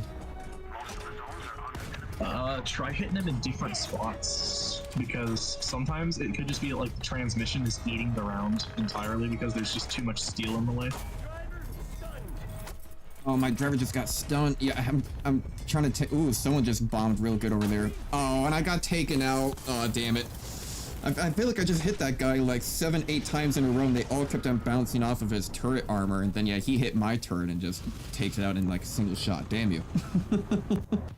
Yeah, I'm having some trouble in my LPT over on the A side of the map. Yeah, there we go. I had to hit the front plate of a Panzer II, or a Panzer III, and they can be one pain to get through. Oh, I just got... Oh, hold on. We have an should ally... turn up and- We have an ally that's like shooting our own air defenses back on the runway or something. That's weird. I don't know what he's doing. It's just... Can you re-land this plane back at this runway back over here and like actually... Yeah, you can rearm, you can repair even, if you just land back at the runway. Real careful. Oh, that's interesting. Yeah, like you can go get more bombs if you survive your first bombing run, which I honestly, I don't think it's fair to sit there and bomb the enemy team over and over again in these low tier lobbies, so usually I just crash after I drop my last bomb. It's not entertaining to bomb the enemy team for me, and it's definitely not entertaining for them to be bombed. There's a BT-42, basically a really scary high explosive firing like howitzer on a very mobile tank chassis, right next to me. It's like paper armor, so I'm wanting to...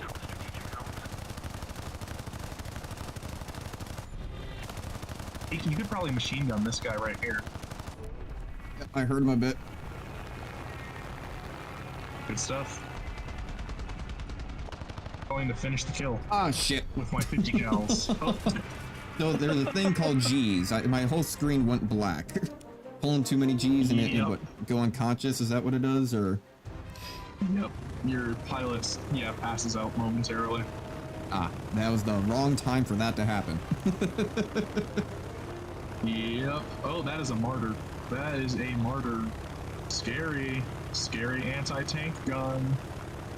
Too bad I have 50 cals and he doesn't have armor.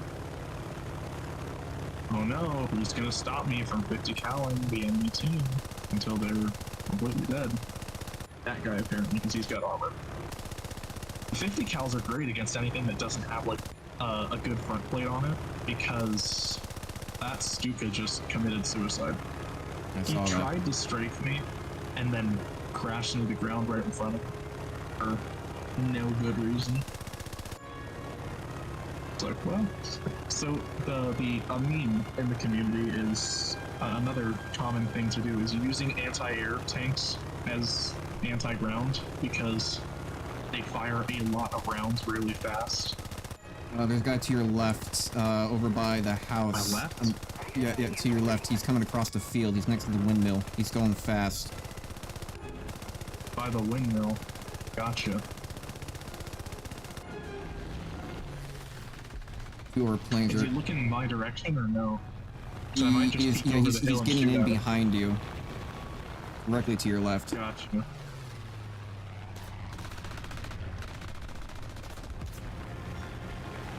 Understood. Ah, son of a bitch.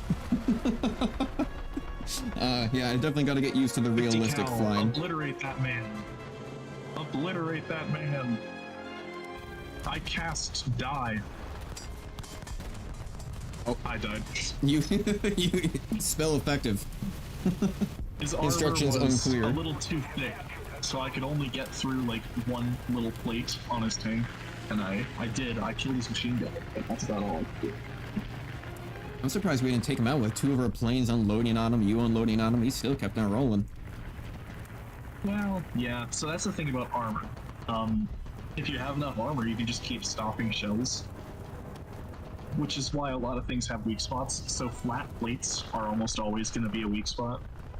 And I say that take that with a grain of salt, because, you know, some tanks have flat plates that are thicker than others. But anywhere that is flat will usually be the least armored. The sides are always going to be the least armored. And obviously, a flat plate that is angled is much harder to penetrate than a flat plate that is not angled. Right, yeah, naturally. So, sometimes the perfect upper vehicle is going to be the most and angled part of it. But the Glacius plate, the one right underneath it, often just protects like the transmission or whatever, so it's Hello. usually... Oh. Yep, I am blind. I'm used to playing low tier, but we'll play Ring Around the Rosie, buddy. Because when I get my gunner back, I'm gonna do that. And that, for some reason, did like no damage, so I'm gonna do it again. Never mind, Nope. he out-reloaded me. I don't know where I was looking at that burning plane. I'm like, look at the carcass of my failures, and then he just rolls out from nowhere. Distracted. He was underneath a tree hiding inside the plane. Damn. Just couldn't see anything. But I went back. Alrighty. Well, I'm gonna return the hangar real quick, and I'm gonna go use the restroom, so I'll be right back in a few minutes. Don't nobody go anywhere, and if you guys are watching, feel free to join the Discord. We are sitting in a voice chat if you guys want to play and teach me and educate on things, but I will be right back.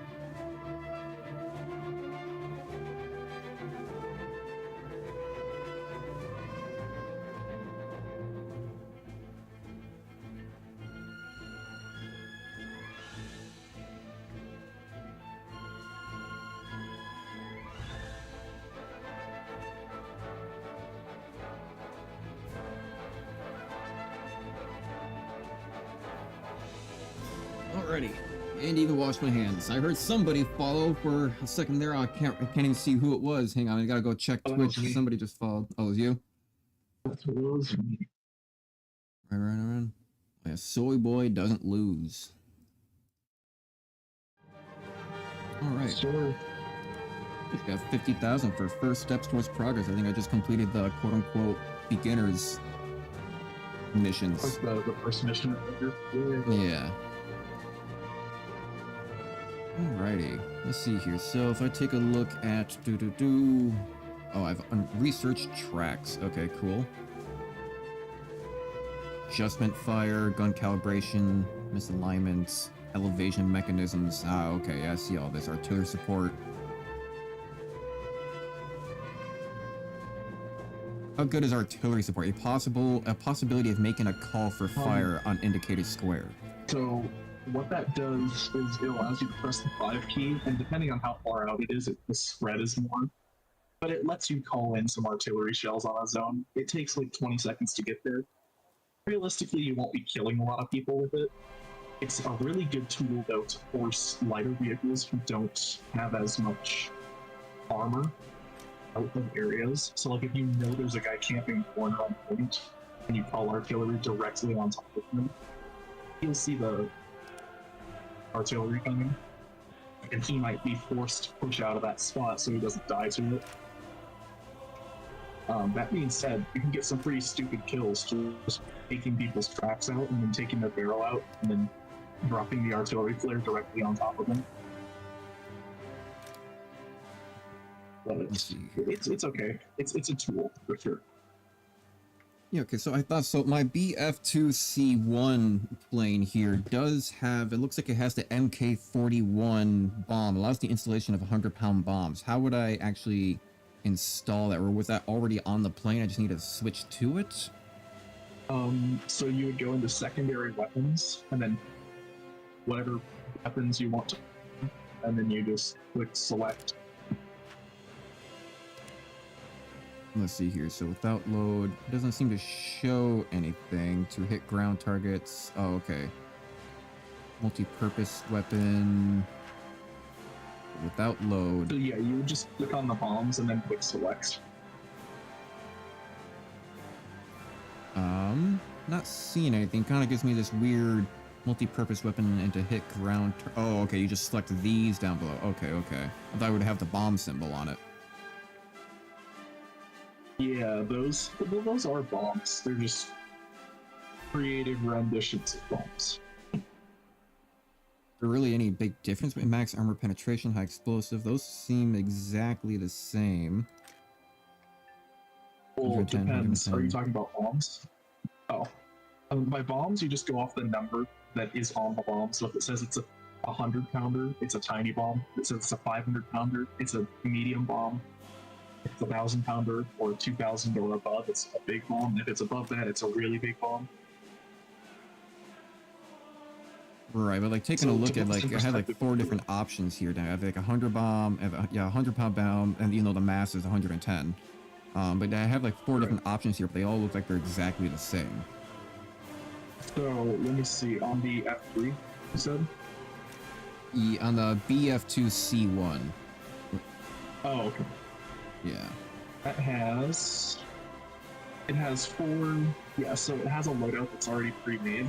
That is just 4 underground bombs, which you could bring.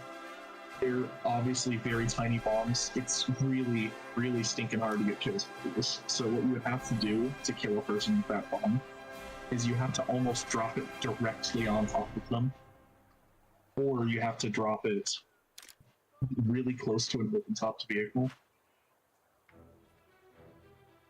Okay. It is doable. Well, I may as well have to try it out and see how it goes. I mean, honestly, I kind of like this big open battle mode more of all. I mean, I kind of like the idea of just getting better with the realistic mode. I mean, arcade is fun for flying around. I mean, I do like it, but realistic definitely takes a different new skill pattern to it. It seems a lot more involved. And then I also have this machine gun. So I have like default, universal, but I only have like 40 rounds of them, so it's not a lot. The belt that goes in the gun. So actually, it's not 40 rounds; it's 40 belts. Oh. So in the BF2C1 modifications, so yeah, that's 40 belts that feed into the gun. and you'll see it says default, and it'll say tracer, piercing, incendiary, or TAPI. That is the order that the belt is in. So if you were to choose stealth, then you would just have the armor piercing and the incendiaries, and you take the tracers out of the equation. If you bring the tracer belt, it takes the incendiary out of the equation. Universal belts are just a different order of the default belts. Okay. So, I mean, you would pretty much always want the incendiary, I would imagine. So then Tracer, of course, is just going to be being able to follow it, so... But then the stealth one has, yeah, just armor piercing and incendiaries. I mean, I guess that's not too bad. Keep Stealth that belts are really painful because you don't have this, obviously. They don't what? Cut out there a little bit. So the stealth belts are really hard to aim with because you don't have tracers. You can't tell if you're shooting long or short, especially if there's no aiming reticle. Fair enough. So universal, tracer, stealth. Okay. Interesting. Well, personally, I just bring tracer belts because, or well, no, I don't actually bring tracer belts normally, but yeah. I'm thinking for this next match, we'll go with a little bit of an up tier, a slight up tier, if you will. Oh boy. I'll try to play a lot more conservatively. Try to hang back a little bit more, because yeah, these starter tanks, they seem to have like no play for pitch or even like pitch or side to side. It's real slow. Yeah, and you know what? There is actually a modification you can research to make faster called horizontal drive and vertical drive. Yeah, just got to research them first. Make the turret move a little faster. Yeah, this is just a little up tier. Just a little tiny. Oh yeah, I see that there's a Jaguar and something else there. So how well do these tanks do with water? I see that there's a single bridge. Well, there are some tanks that actually float. But that water is not deep enough really to make a difference. Also, this, in case you haven't noticed, this is just a little more than a slight up tier. This is top tier. Yeah. I see a lot of big tanks. I think I see a couple of Abrams here. Oh, M1A1. Yeah. Okay. We're behind you. You're seeing a T-80. Oh Jesus. The Russians even still have any more of those left? Probably just a couple. But yeah, they've got everything on paper. Want to watch out for real, yeah. Your only chance of penetrating something at this battle rating is to penetrate it from the side, especially because we're on the United States team, which means the Wolfpack, that thing right there, is on playing for us as opposed to against us, and the Wolfpack has no armor. So, try and aim for the sides.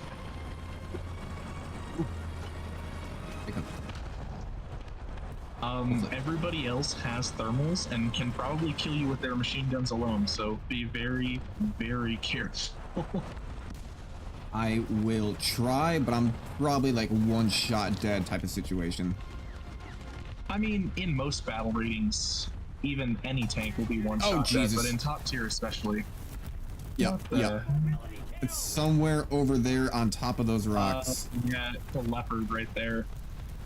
I will try. Here, hold on. Press zero. Press zero. I will pull you backwards with the tow hook. Nope.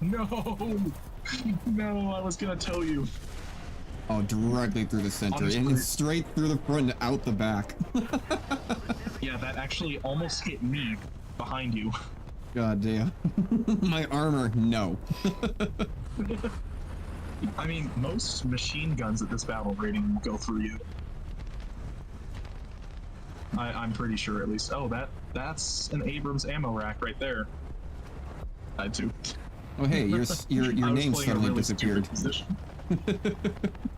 Yeah, I was playing a really dumb position. But that actually gives me an excuse to do this, which is something I had wanted to do for a second. So I'm with this. You may want to look behind you in a couple minutes here. I see a green tag, so I imagine you might be flying something way off the map. Well, not way off the map. I'm actually fairly close to the battlefield.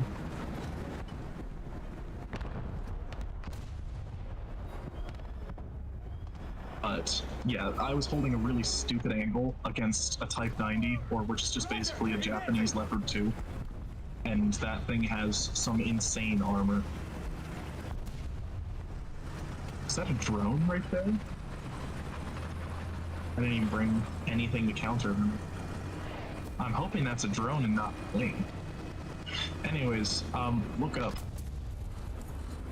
I'm suddenly staring down the barrel of death. Looking up. I don't know if I can look up enough. There you are. Oh, Jesus. You just got hit by something. Yes, I very much did. Oh, no. Yeah, that's what happens when you rush a helicopter way too early and at a dumb angle on a desert map. What are these orange that's about par for course. They're landing around me. That's artillery. You should run. I'm backing up at the speed of a turtle. You might want to just turn around 3-point style. Oh boy. Oh boy, I think I'm slightly out of range. I'm here to help. I brought the milk truck. Don't shoot me. Oh, hi. No, that's me. I'm here in the milk truck to save you.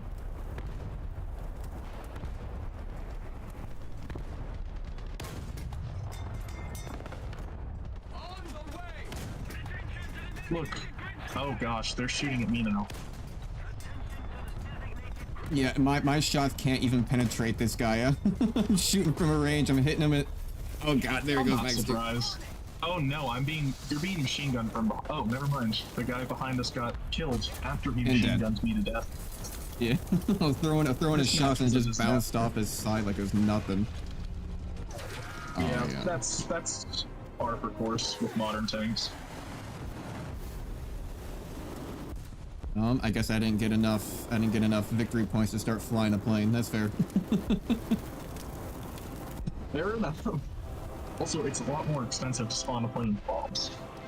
Right. Obviously, because, bombs can just, one-shot tanks.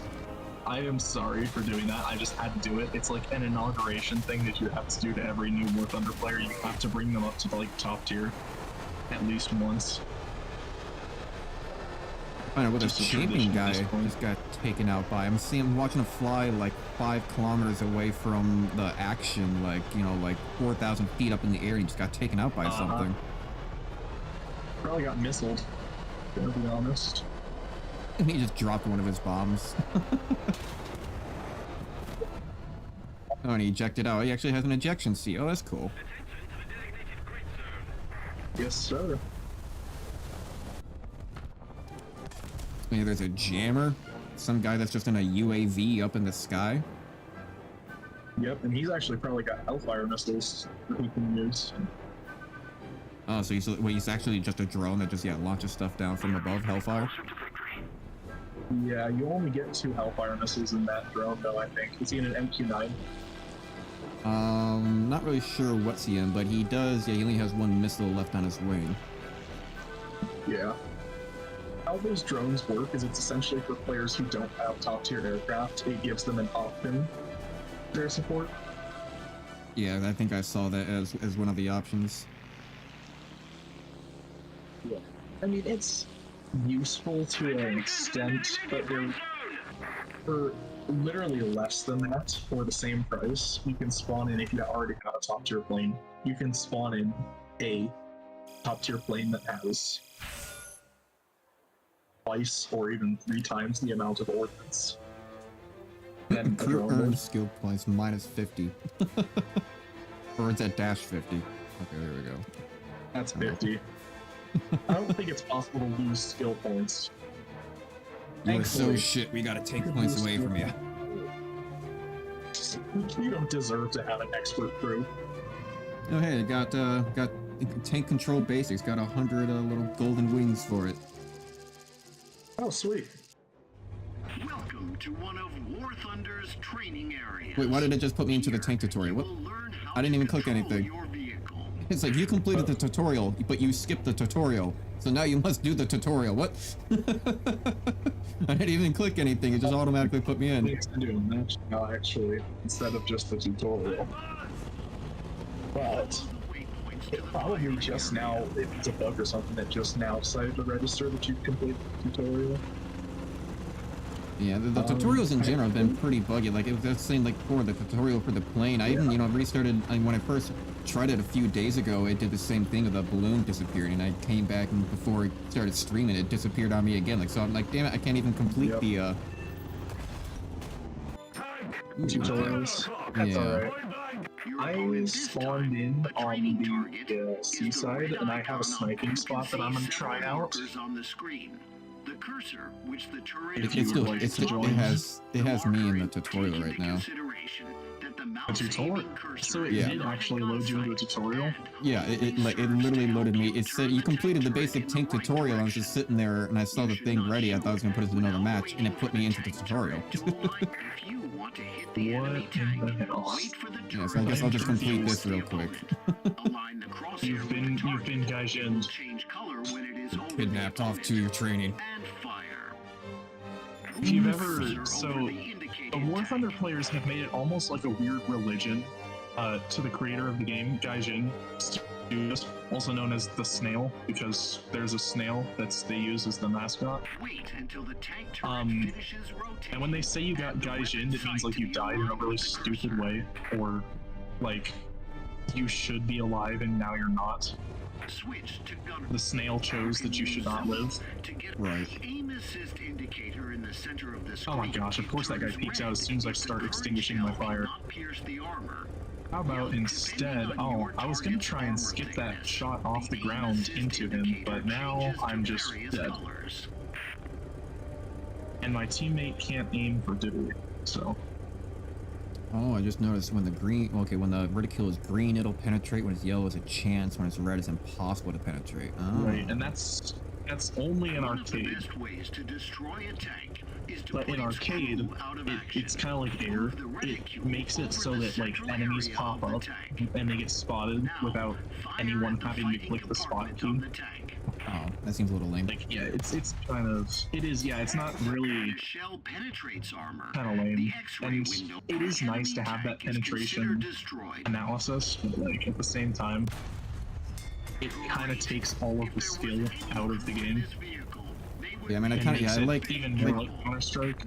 Right, I mean, I like the arcade version of the planes, but yeah, I would think the arcade version of tanks makes it a little bit lame. And first, I mean, I kind of like the idea in games where once you are spotted purposely by an ally by pinging you, that it's okay. But if they're just gonna be open, just always on, that seems kind of a little lame. Right. And that's how it is in realistic. If your teammate shoots at an enemy, it gives you a minimap ping.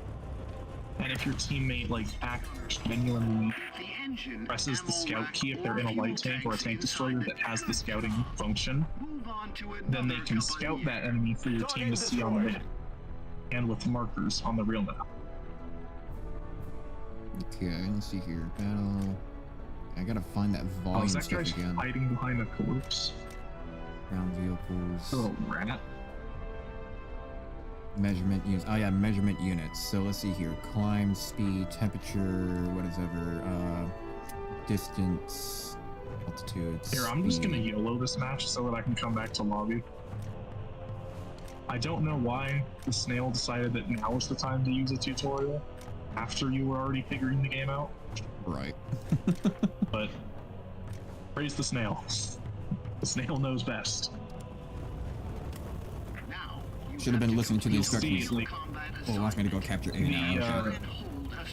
The community is interesting, I say in quotes, in the fact that they treat it like it's a funny fake little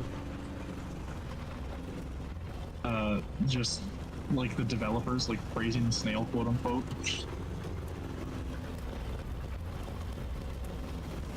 Let's see here. I mean, you kind of just have fun with the fact that it's a little bit broken, and it's a big game with lots of different attributes to it, and got a lot of terrain and stuff like that to move through. I mean, it seems like it would probably have a little bit of jankiness to it all. Well, a couple bugs are acceptable here and there. That being said, the servers are notoriously bad in high-tier air matches. So there's a joke that the servers are run by a hamster running in a wheel, and when the hamster eventually gives out, they have to replace it, and that's what causes the servers to like stutter sometimes. And it happens often than you think. I think it's actually 0 for the tow hook. Oh. Okay, yeah, it's trying to teach me the tow hook right now to like pull this thing out. Yeah, that's what I was trying to do to you when you were wounded earlier. I was like trying to pull you back out of the actions. I was like, oh, just press 0 and I can tow you out of there. But a little too late for that at that point. A valiant effort was given. That's all that matters deep down. Real. Yeah, the tank tutorial is very tank tutorial is very, what do you call it, explanatory about everything, and I'm not listening to any of it. I was gonna say, it's like,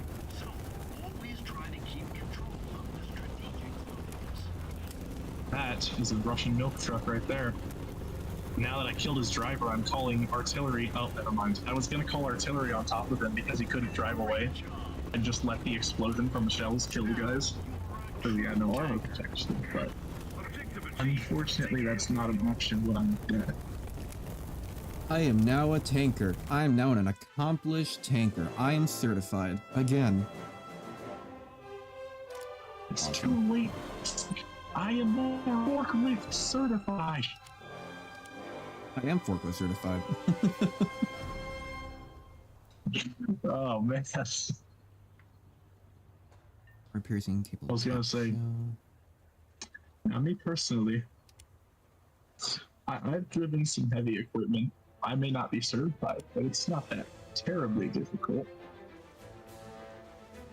Ooh, skill points, crew training. Ah, now this is something I don't know about. Crew training. Right. That is a good rabbit hole for the game to explain to you and not me, because I don't feel like explaining it. Oh yeah, did I mention this game has, every once in a while, they'll bring crates into the game that you can get with free currency that have a very low chance of dropping an event vehicle from a previous event. And event vehicles can get expensive, as in like the most expensive ones are from back in like 2015. And there are some that are worth almost $2,000. Damn. Mainly the MX-50 and the IS-7. But sometimes you can gamble for those old event vehicles in those loot boxes that they bring in every once in a while for the free currency, giving players another way to unlock them for free without paying, you know, a lot for them. Right. But the funny thing is, the chances are so astronomically low. They're like 6% of a percent of getting a vehicle. And I got so mad during the Christmas event. I thought, I'll open one box because they're not cheap to unlock either. I was like, I'll just get it, right? And I opened it and I got a vehicle, and it was an event plane from like 2017, never released again. It's actually a very good plane, but it's not worth like anything, and it wasn't the coupon, which means I couldn't sell it.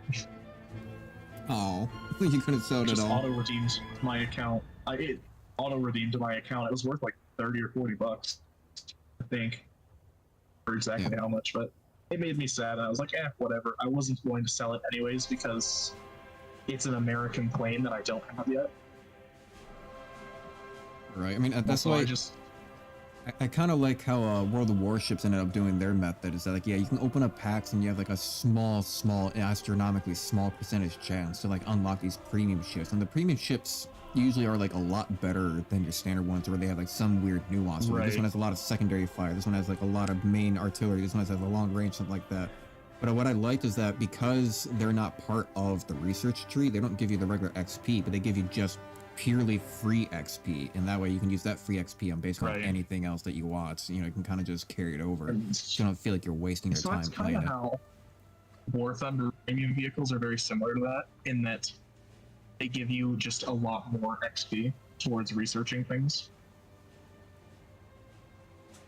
However, event vehicles are different from premium vehicles. Some event vehicles are premium, like the older ones. The newer ones, not so much, but event vehicles are vehicles that are either A, prototypes, B, were never built because we only ever had the blueprint for them, or C, are a weird variant of an already existing vehicle.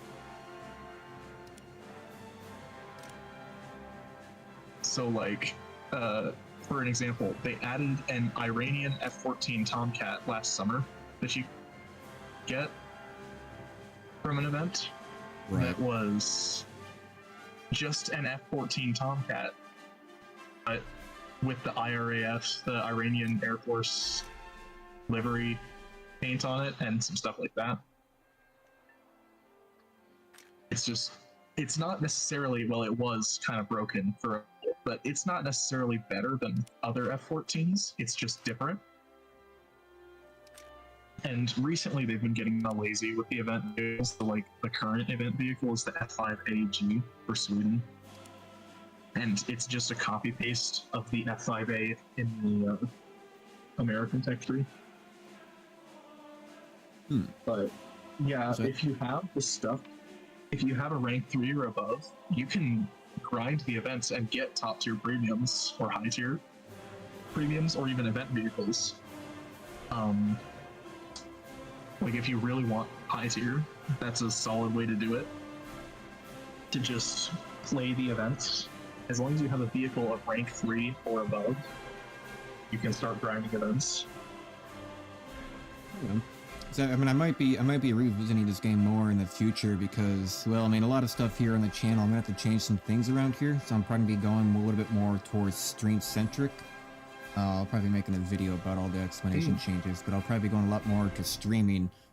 I mean, long story of it is that I unfortunately I lost my job, so you know, through it was a really good job too. It was paid like $31 an hour, and like everything around the area only pays like an extra like only like 21, like 20 to like 24 if I'm lucky. So we'll see how that goes. But because of that, I've had to let go of my editor, so I'm not gonna be able to make regular videos as much. I mean, I used to make videos for the better part of like a year and a half, almost 2 years by myself. But man, it's a struggle to do all the editing. Like, I tell you what, it takes a long time. Like, you record one video for, record a video for about an hour, and you write up the intro script, and then building the assets and actually editing the videos what ends up taking like 4 or 5 whatever hours to get it actually looking good. Right. So I just don't necessarily have the time to make all the good stuff. Yeah. So I'm going to be probably moving over a little bit more stream side, kind of. We'll see, but not entirely certain yet. I got you, man. I'm pulling for you. And also, I noticed all my golden eagles. I said I got 100 of them, but I don't have any right now, unless like it had me like buy something through the tutorial, or I don't really think so. But yeah, it gave me 100, but now I don't have 100.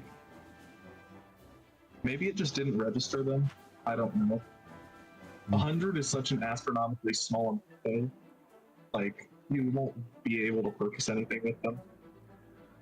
Yeah, it's like one part. Like, most of the parts are like 65 like things, so you get like one part, and that's really about it, or one modification. Alrighty. And that's for the reserve tier vehicles, not even for the higher tier ones. Right. Well, I say let's try to do one more good realistic battle here at the appropriate tier. And say let's get a good battle. And I've got 5 reserves now, so I've got 5 things now. I got 3 planes and 2 tanks. So if I'm lucky enough, I might be able to get some of them out there. But I gotta do well enough with the tanks first. But I suppose. So we'll start off with that and see how it goes. And depending on how long this one takes, I don't know. So I was kind of debating on what I wanted to do today. I was kind of doing War Thunder. I've been really wanting to play Subnautica still again. I played Subnautica the past couple of weekends, and I've just been having a lot of fun playing. Or no, the past weekend on Saturday and Sunday, been having a lot of fun getting back into that. I remember playing Subnautica on my Nintendo Switch, but I haven't played it in a long time. Yeah, Subnautica is much better than their. Unfortunately, like Subnautica 1 is so good. It's like one of the things that everyone talks about of being fantastic. Was terrible. Yeah, Below Zero is just like really like it's small, it's like kind of confined, it's odd, and they kind of like push this weird dynamic with like this whole alien. I like that they expanded on like the whole alien dynamic of the story, but I don't know, it just felt very empty, weird. you know. And you know what? I'm excited because Subnautica 2 is supposed to come out sometime this year, and it's gonna have multiplayer. What? What do you mean Subnautica? There's gonna be a Subnautica 2? I didn't hear about this. Correctamundo. They dropped the trailer if you want to go look at it. It looks pretty good. Yeah, I'll have to go do that later. That's hopefully they're gonna stay long. Hopefully they've learned about Below Zero, because the funny thing is Below Zero had a lot more story, and like I don't know if I would call it mystery, but they had a lot more story and lore. But the funny thing is, what made Subnautica so good was kind of like the absence of the story is survival, and like the whole mystery part was the fact of right, and it was all very like finding the audio logs, figuring it out. It's a lot more open and scary because it was so open. You didn't know where stuff was, and you find a random hole, and next thing you know you're down below, and it's very confusing moving around and stuff like that. And Below Zero just seemed to kind of just forget that whole aspect for some reason. Right. And you know what? Subnautica 2, I am pleased to say that it looks like they did the trailer well. The trailer shows a very promising result. That's good. First things first, there is supposed to be like eddies or like whirlpools that can suck you down into places you don't want to go to. Ooh. There will be new leviathans. It might be set on a different planet for all we know. It will indeed be multiplayer. The trailer actually shows a player coming to rescue another player who gets sucked down by a whirlpool. God, I would love that. I mean, I know that there are mods to get multiplayer for the first Subnautica, but it's very convoluted. You gotta get the mod downloaded and all that. Yeah. And also, this there's a chance they're adding the Atlas submarine, which was proposed for the first Subnautica because they wanted to put multiplayer in that. And they were going to add a submarine called the Atlas that could support up to 4 players. But they just never ended up putting it in because it was too big for the size of the map of Subnautica. They were like, well, it's too big to fit the map properly and have the right dynamic. Right. But Subnautica 2 should be big enough that in theory they could add the Atlas if they wanted to, without any major gameplay problems. So that'll be exciting, for sure. It's supposed to have enough space inside for like beds and grow like it's kind of like one grow bed inside, like have a 8 little times bit as big. Yeah, that'd be good because I always felt like, come on, like you're looking at the Cyclops. What do you mean I can't put down more storage? I can totally fit this here, type of situation, you know? Yeah, and I mean my Cyclops that I have on the Switch, I have a grow bed, I have a fish tank. I think I put down some storage lockers in the room where you can exit the vehicles, like the prawn suit or whatever. Right. You know, I put down some extra storage, like 3 or 4 storage lockers, and I put storage lockers on the other wall, because you know how it comes with storage built in on the bottom floor? Yeah. I put some more lockers on the other side.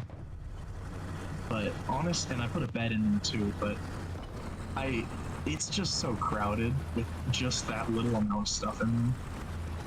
I ended up removing the bed and like just it's gonna be nice to have a submarine the size of the Atlas that is actually like 6 to 8 times larger than the Cyclops. Big enough to support a multiplayer expedition. Possibly up to 3 vehicle bays. So like you could bring 2 prawn suits and a sea moth if you wanted or whatever. That might be lit. I keep on getting enemy kill assists, you bastards. I spawn them first and everyone was like, ooh, candy. Ooh, piece of candy, boom. Son of a bitch. That's War Thunder players for you. They are desperate for that XP. They need that research to get their Abrams, to get their T-90, to get their whatever vehicle, you know? Did I just get hit from behind? Oh, from the side. Damn it. Straight through. Oh, that surface is not you can't shoot through that surface. I was like, oh, free kill. I'll just smoke this guy through that, but no. Not possible. because for some reason that surface has collision when other surfaces don't. Which, I mean, props to War Thunder for making the maps as large and as good as they are, but like, really? That one sheet of metal has to be able to stop a 75 millimeter shell traveling over sonic speeds with an explosive pillar. Right. That piece of metal, which is probably aluminum considering it's from a crashed blimp, shouldn't be thick enough to stop a 50 cal, let alone a 75 mil. For certain. But I'm firing whatever. way too low. I'm not Now gonna I'm support firing you way on too that. high. I can't aim low enough now. I wouldn't recommend it unless you're in like a very niche situation, but if you center your binoculars or your crosshair on something and then you press R, it will range find it for you. And I you keep can getting aim off single of your shot. range. Yeah, let's see. So let me try this one that now, I think the one, yeah, the Gallagher F3, no, the BF2 one is the one with the bomb. So I'm going to see, how do I swap to my bomb in a plane? So when you're on your spawn menu, you'll see the thing that says no armament, and then you click that, and then you select the bombs. Okay, yeah, so I can hit tab, or no, I can hit caps lock, and it selects and it has bombs down here below. But I'm not really sure how do I like drop Right. them. Just click caps lock, and then click the bombs, and then you can press space to drop them. Okay, okay. And do I get like an aiming reticule? How do the bombs exactly drop here? Not on earlier tanks like this, you shouldn't get an aiming reticle, so think about it this way. If you are in a dive towards the ground, halfway between where you will hit the ground and where you are now is where the bomb will fall. Okay, okay. So, when you drop it, so try to aim off of that principle.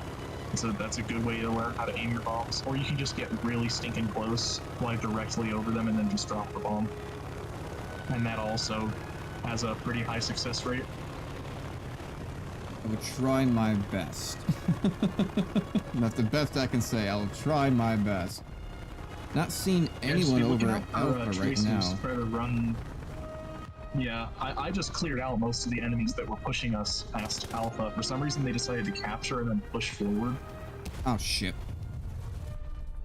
Are you shot down? No, I just crashed. I'm still somehow, my brain still keeps on trying to think it's back to the arcade modes. I pull up and it's just not quick enough. I just went straight into a twin tower dip. God damn it. I see.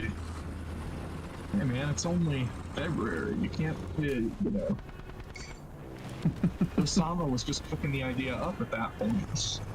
You know, the thing that I found really weird is that I found out the other day, or maybe like a week ago, is that they still have a couple of the collaborators who like supposedly orchestrated the whole attack still in Guantanamo Bay and had not given them, like, they're still alive and not given them the death penalty or anything yet.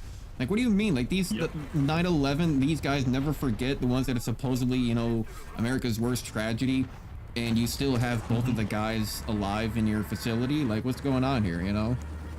We give people the death penalty for taking out a couple of people out in Louisiana or something like that, but they're not going to take out the guys who orchestrated 9/11? Yeah, fair enough. You can't, there's no way that they can tell me that they still have intel that's important anymore. It's been like 15 years. Like, wait, so, no, it's been like 24 years. Yeah, they're on terrorism. But the Taliban. Oh, plus, anything important we probably got off of the Osama raid. See, is the Taliban even a thing anymore? I'm pretty sure, isn't it just all ISIS nowadays that's taking over the area? Yeah, it is. It is. God, I still Ironically enough, cannot. since we're not even in Afghanistan. Yeah, we're not even over Why there is it anymore. important?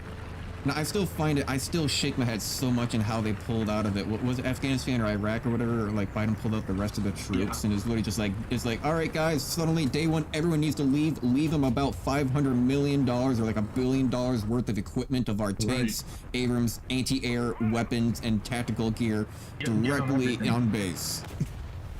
Well, you know what's hilarious is a couple of Iraqis a couple of months ago actually attempted to fly a Black Hawk and then crashed it. Good. Or Afghans, rather. Right. I mean, yeah, they don't have the training manuals for any of this stuff. They're just watching a YouTube tutorial, or they're watching a DCS tutorial. Well, DCS is scarily realistic. I actually would Yeah. be... I would trust a DCS player to start up and fly an Apache. I'll say that much. I played DCS once, and I downloaded it. It took a long time to download, got everything set up, and it took me like an hour. It took like an Just hour to start the plane. well, yeah, just to start the plane and learn the controls. I'm like, okay, I'll come back to this tomorrow. And I came back tomorrow, and I forgot all the controls. And I'm like, you know what? I think I'm done with this game. Like, I didn't think I was going to have to literally learn how to fly the plane, you know? Correct me if I'm wrong, but I believe there was actually an incident where like a famous DCS influencer, like a social media YouTuber or something like that, was invited to go like seat an Apache in real life on a U.S. Air Force base. Right. And while they weren't looking, he put his hand on the dashboard and like started the magneto for the engine. And like Just couldn't turned on help the radar. himself. Just natural instincts or natural, or what do you call it? Yeah, just natural instincts of turns on the armaments. It's like, all right, locked and loaded. It's locking on to. Like, no, get out. We got 3 Hellfires and what? And Zunis. We can make that work. Like, damn, you guys keep this thing loaded. Turn back. Oh no. Puts Get the Kool-Aid man turns on running the out there. HMG so that like. Apache has a system, helmets, where it actually has a camera system. So it can see where you're looking and it can point the turret on the front of the helicopter where you're looking. Right. Turns Well, that I think thing. I remember being so amazed when I was younger, like playing Call of Duty and whatnot, and like flying around, or like going up, flying around a battlefield. It was like there's like, you know, looking at the HUD reticule and all this stuff. Like there's like no way. Like, okay, it's a video game. I always just thought, you know, it's video game HUD, and then I was like, I don't know, like whatever, I don't know what age, and then I feel like, oh, it's all real. I'm like, oh my god. Ace Combat really hit the nail on the head. They did one thing correctly for realism, and it was the DLC planes. You know how the Morgan and the Shinden series, like the ADF-11 series, have the camera system inside that lets you see like 360 around the plane? Right. They actually hit the nail on the head. That's what it looks like to fly in 22. They did a really good job with that.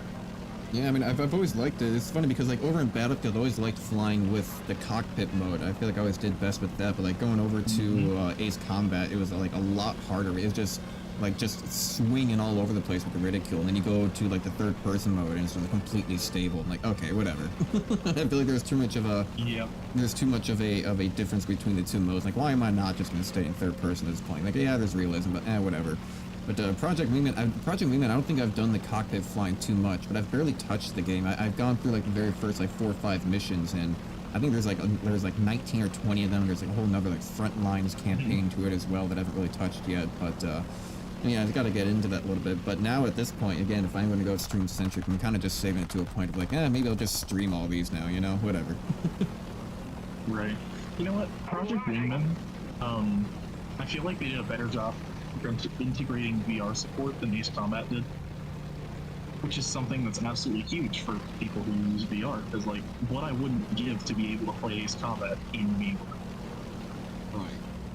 Well, like, have you ever played Elite Dangerous VR? Now that is got to be the best VR experience, and it's funny because like everyone always talked about Elite being like the best VR experience ever, and then I finally got the VR headset and I tried, and like, my god, like, yeah, it is like probably the biggest pain in the ass I've ever had to experience in actually trying to get it, like, setting everything up and getting your controls, because like you've got like in Elite Dangerous, your entire keyboard is used for your hotkeys. So to do it with the VR, you have to like kind of sit there and like still use the keyboard, but you're blind, you can't really look around. But the VR experience is absolutely wild. So you're flying through space, you're popping into stars like neutron stars and like white dwarfs and all these other like high magneto, like, you know, pulsars, you know, coming off and stuff like that. It's amazing, especially like doing space combat and trying to keep target. It's amazing. Like the VR experience on it is fantastic for Elite Dangerous. It's got to be one of the best.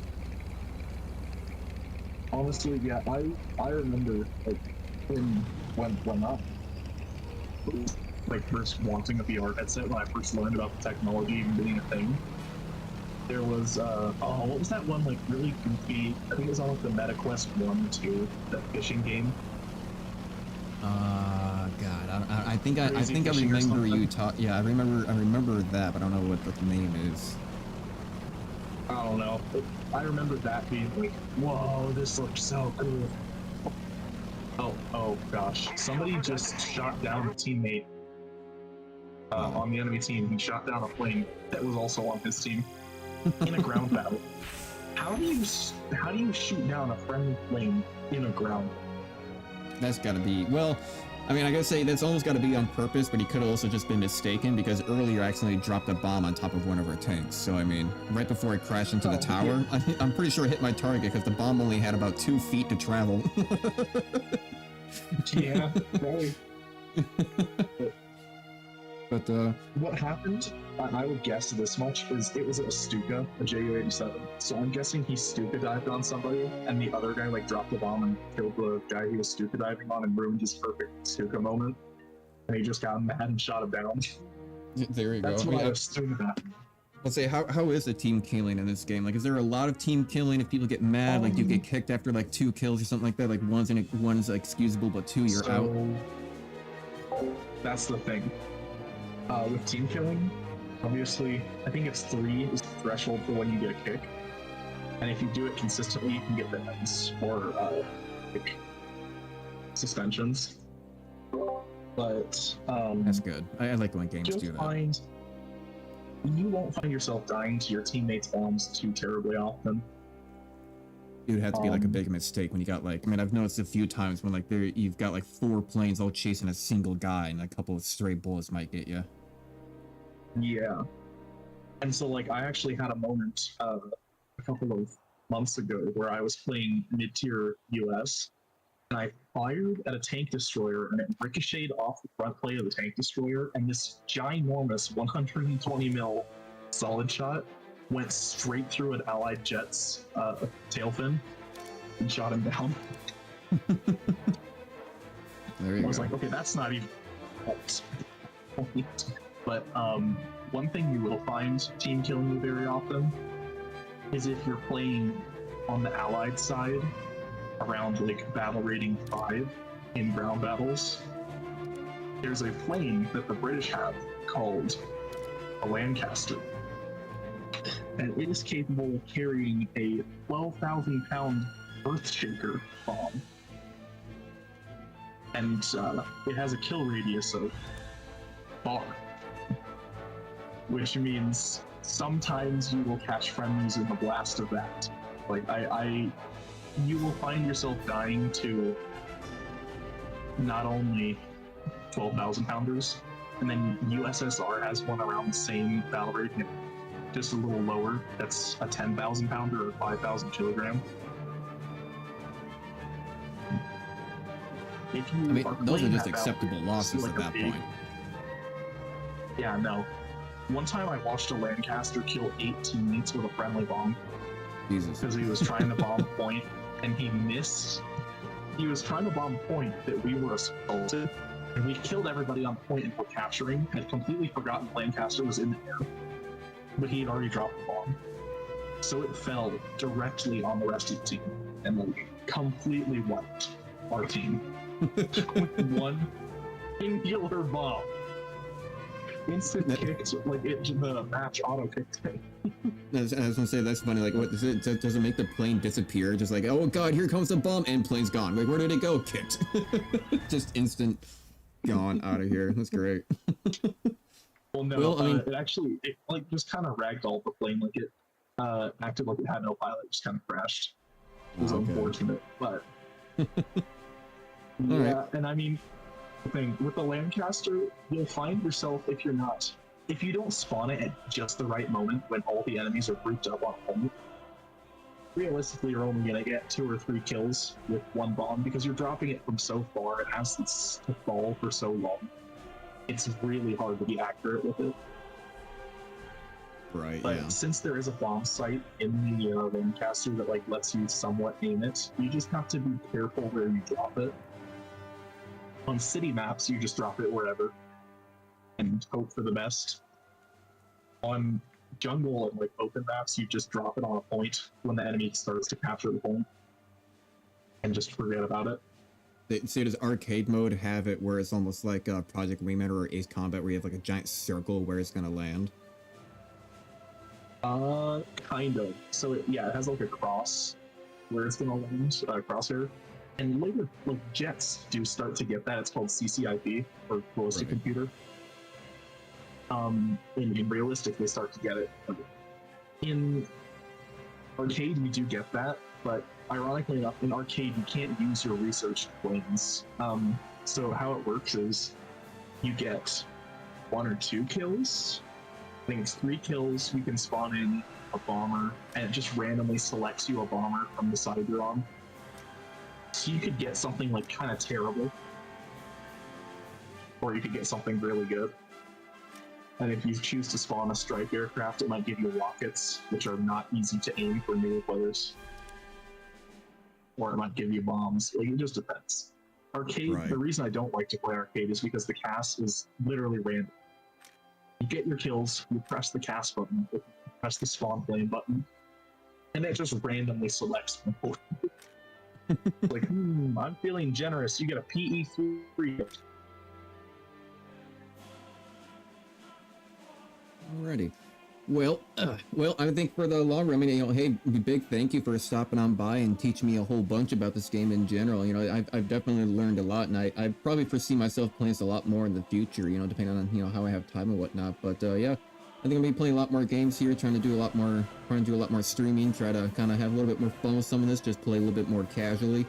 I'm gonna have to, which is funny, I'm gonna have to personally learn to not talk so much on stream, which, it's fine whenever I'm hanging out with someone, like you here, it's just kind of go back and forth. But when I'm by myself, man, I don't know if you've seen, some of my other streams before, but like, I just talk the entire time, and I don't know how not to talk, because like, I watch these other streams, and like, even like when I'm watching Elite Danger streams, or even other Subnautica streams, it's just like, it'll be like 30 seconds of silence, and they'll be like, all right, cool, yep, got that. And there'll be like 100 people watching, like, what the fuck? And then I'm over here just like constantly like, all right, we're moving on through. And like, I don't know how not to talk the entire time. So it's just like, I feel like the emptiness of like the void of just silence is just like, I feel like I need to fill the void. So if I'm gonna be streaming more, I feel like my voice is just gonna be dropping down even lower, down to the very end, near the end, like. Yeah.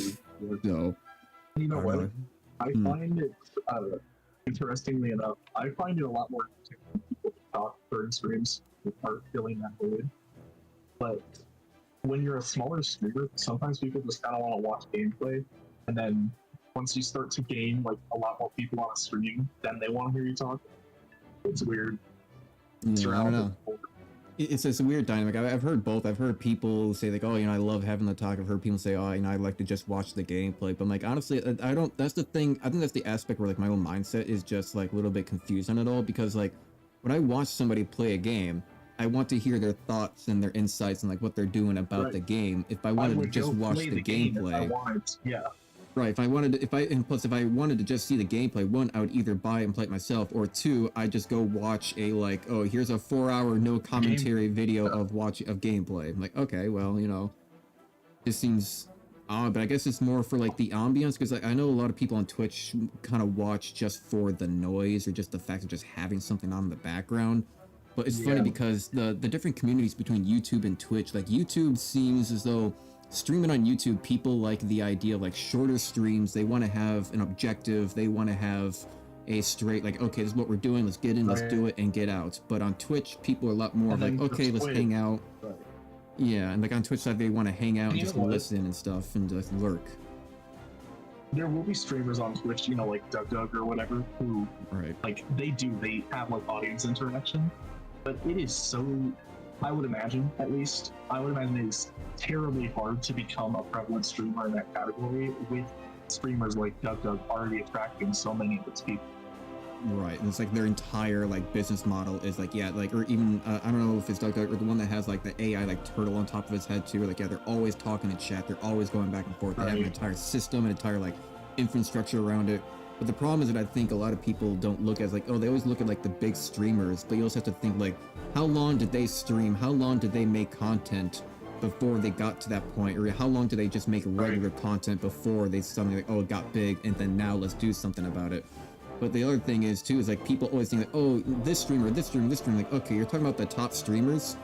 Only was it? I think the percentage like 99.7% of streamers, and even like 98%. Or no, I think it's like a 99% again. Even like with YouTube creators in general, never get big. Like you never get like on YouTube, you never get. Absolutely. There's like less than 1% of people who get past 100,000 subscribers. Now, on Twitch side, it's like 0.01% of people ever get to the point like they actually start making money off of it. But then everybody looks at those examples like, oh, just do what they do. Like, do you know how much they had to go through to even get there? Right. And a lot of times those examples are people who just, for some reason, just popped off big for no reason. Like they just made a regular video and some reason a big streamer saw it. Yeah, and then they advertise it. All right, well. And you know what? There is no such thing as a small variety stream. They just don't pop off. In order to get big on it, you have to find a niche. Like Yeah, you also have to stream like almost like every single day though too. Like with Twitch, you also have to stream like every day, or like every other day on a schedule. Like it has to become your job to do that. But the sad thing is, I personally try to follow small streamers, and there are probably small streamers that I've been following for like 2 or 3 years, and they stream like almost every day or every other day, and they never get above like 10 or 15 people. And it's like, damn, you know, and they seem like they make good content, and they still just never pop off. Like this one guy I've been watching for like 6 years, and he streams like multiple times a week, and he never gets more than like 8 people on stream. Right. And you know what? That is the thing. Like, it is so terribly difficult to get big in any sort of niche. But you can't, like, a lot of people don't realize you can't just stream whatever you want. You have to find a niche. So, like, for you, I would assume it's like flight simulators, flight games. It's more strategy games in general. Yeah. In order to gain any sort of traction on any sort of algorithm, YouTube, Twitch, Kick, whatever, you actually have to feed it one type of content. Because it just cannot feed your channel to people who... It wants to feed your channel to people who like strategy games or to people who like flight sims. Right. And, like, if you just go and post a Minecraft video, that video is not going to gain any traction on the algorithm because it's not going to want to give that to anybody. So it's like, oh, it's a strategy game. Started out making Minecraft videos. Just like every other great content creator out there. Oh, yeah. But yeah, no, it's definitely because on Twitch you basically have to make it like your job if you want to get big on it. But on YouTube, that's why I like YouTube, because you can still build this giant repertoire of videos. You know, I've got... I think I've got 600 some videos. If I go look at it real quick, pop it up, got all the links here. I've got 674 videos. Of course, it's also counting the shorts. So I've got maybe like 400-ish like regular videos, like 200 shorts.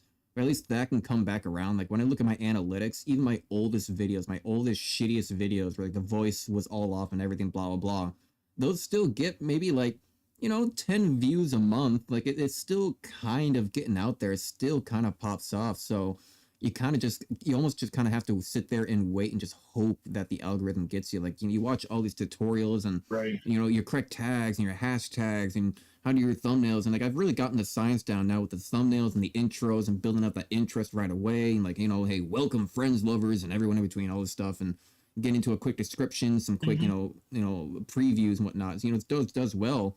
It's a shame I can't really do that much now, but you know, it can still build up views over time. So at this point, if I'm going to go a little bit more stream centric, at this point, I'm just going to kind of just hope that one of these days, one of those videos just, you know, pop off again. You know, even vidIQ, like the teachers of YouTube content, more or less, they even recently made a video like, yeah, one of our videos went from like 100,000 views to like 2 million for like no reason at all, besides that somebody covered a topic that was to an old video of somebody that we covered, and then that down the chain line helped up our videos. Like, God, like what kind of bullshit look do you got to have for that to even like pop off, you know? So Right. And I mean, it's almost impossible to choose any sort of streaming algorithm, but YouTube and Twitch are obviously going to be some of the hardest to find an exploit to get big quick. And yeah, it really is. It's a struggle. yeah, well, I think I'm more disappointed in Twitch because I used to stream all the time underneath a different name, maybe like 4 or 5 years ago, and it was like right off the bat from starting to stream. And every time I streamed, despite the schedule, it was like you'd have like 7, 8 people who just stop on by. Small streamer, no one knows who you are, just stopping by. People would be there, and it was easy to kind of grow up a little bit. But then, yeah, ever since starting to dual stream here, because I'm streaming over on Twitch now too, I dual stream. But ever since doing that, man, I get like nobody on Twitch. I think throughout like the entire year or whatever that I've been streaming also on Twitch, it's like I've gotten maybe a max views of like 4 or 5 on like on a single stream, but everything else is just like, yeah, 1, 2 viewers. I'm like, damn, like, a few years ago, this was everyone would just stop on So by, much you know. easier. Yeah. Yeah, I would even like You know do what? Now popular with games like League of Twitch, Legends, Fortnite, and stuff like that, and still nobody would pop on by. Like, damn. honestly, I think what I've found, like when I was messing around with like just streaming some gameplay, I was like, oh, maybe I could turn it into a little side gig. No, absolutely not. But I found more luck like streaming smaller games that have like a total of 50 to 70 or 700 would be like the highest amount of people watching.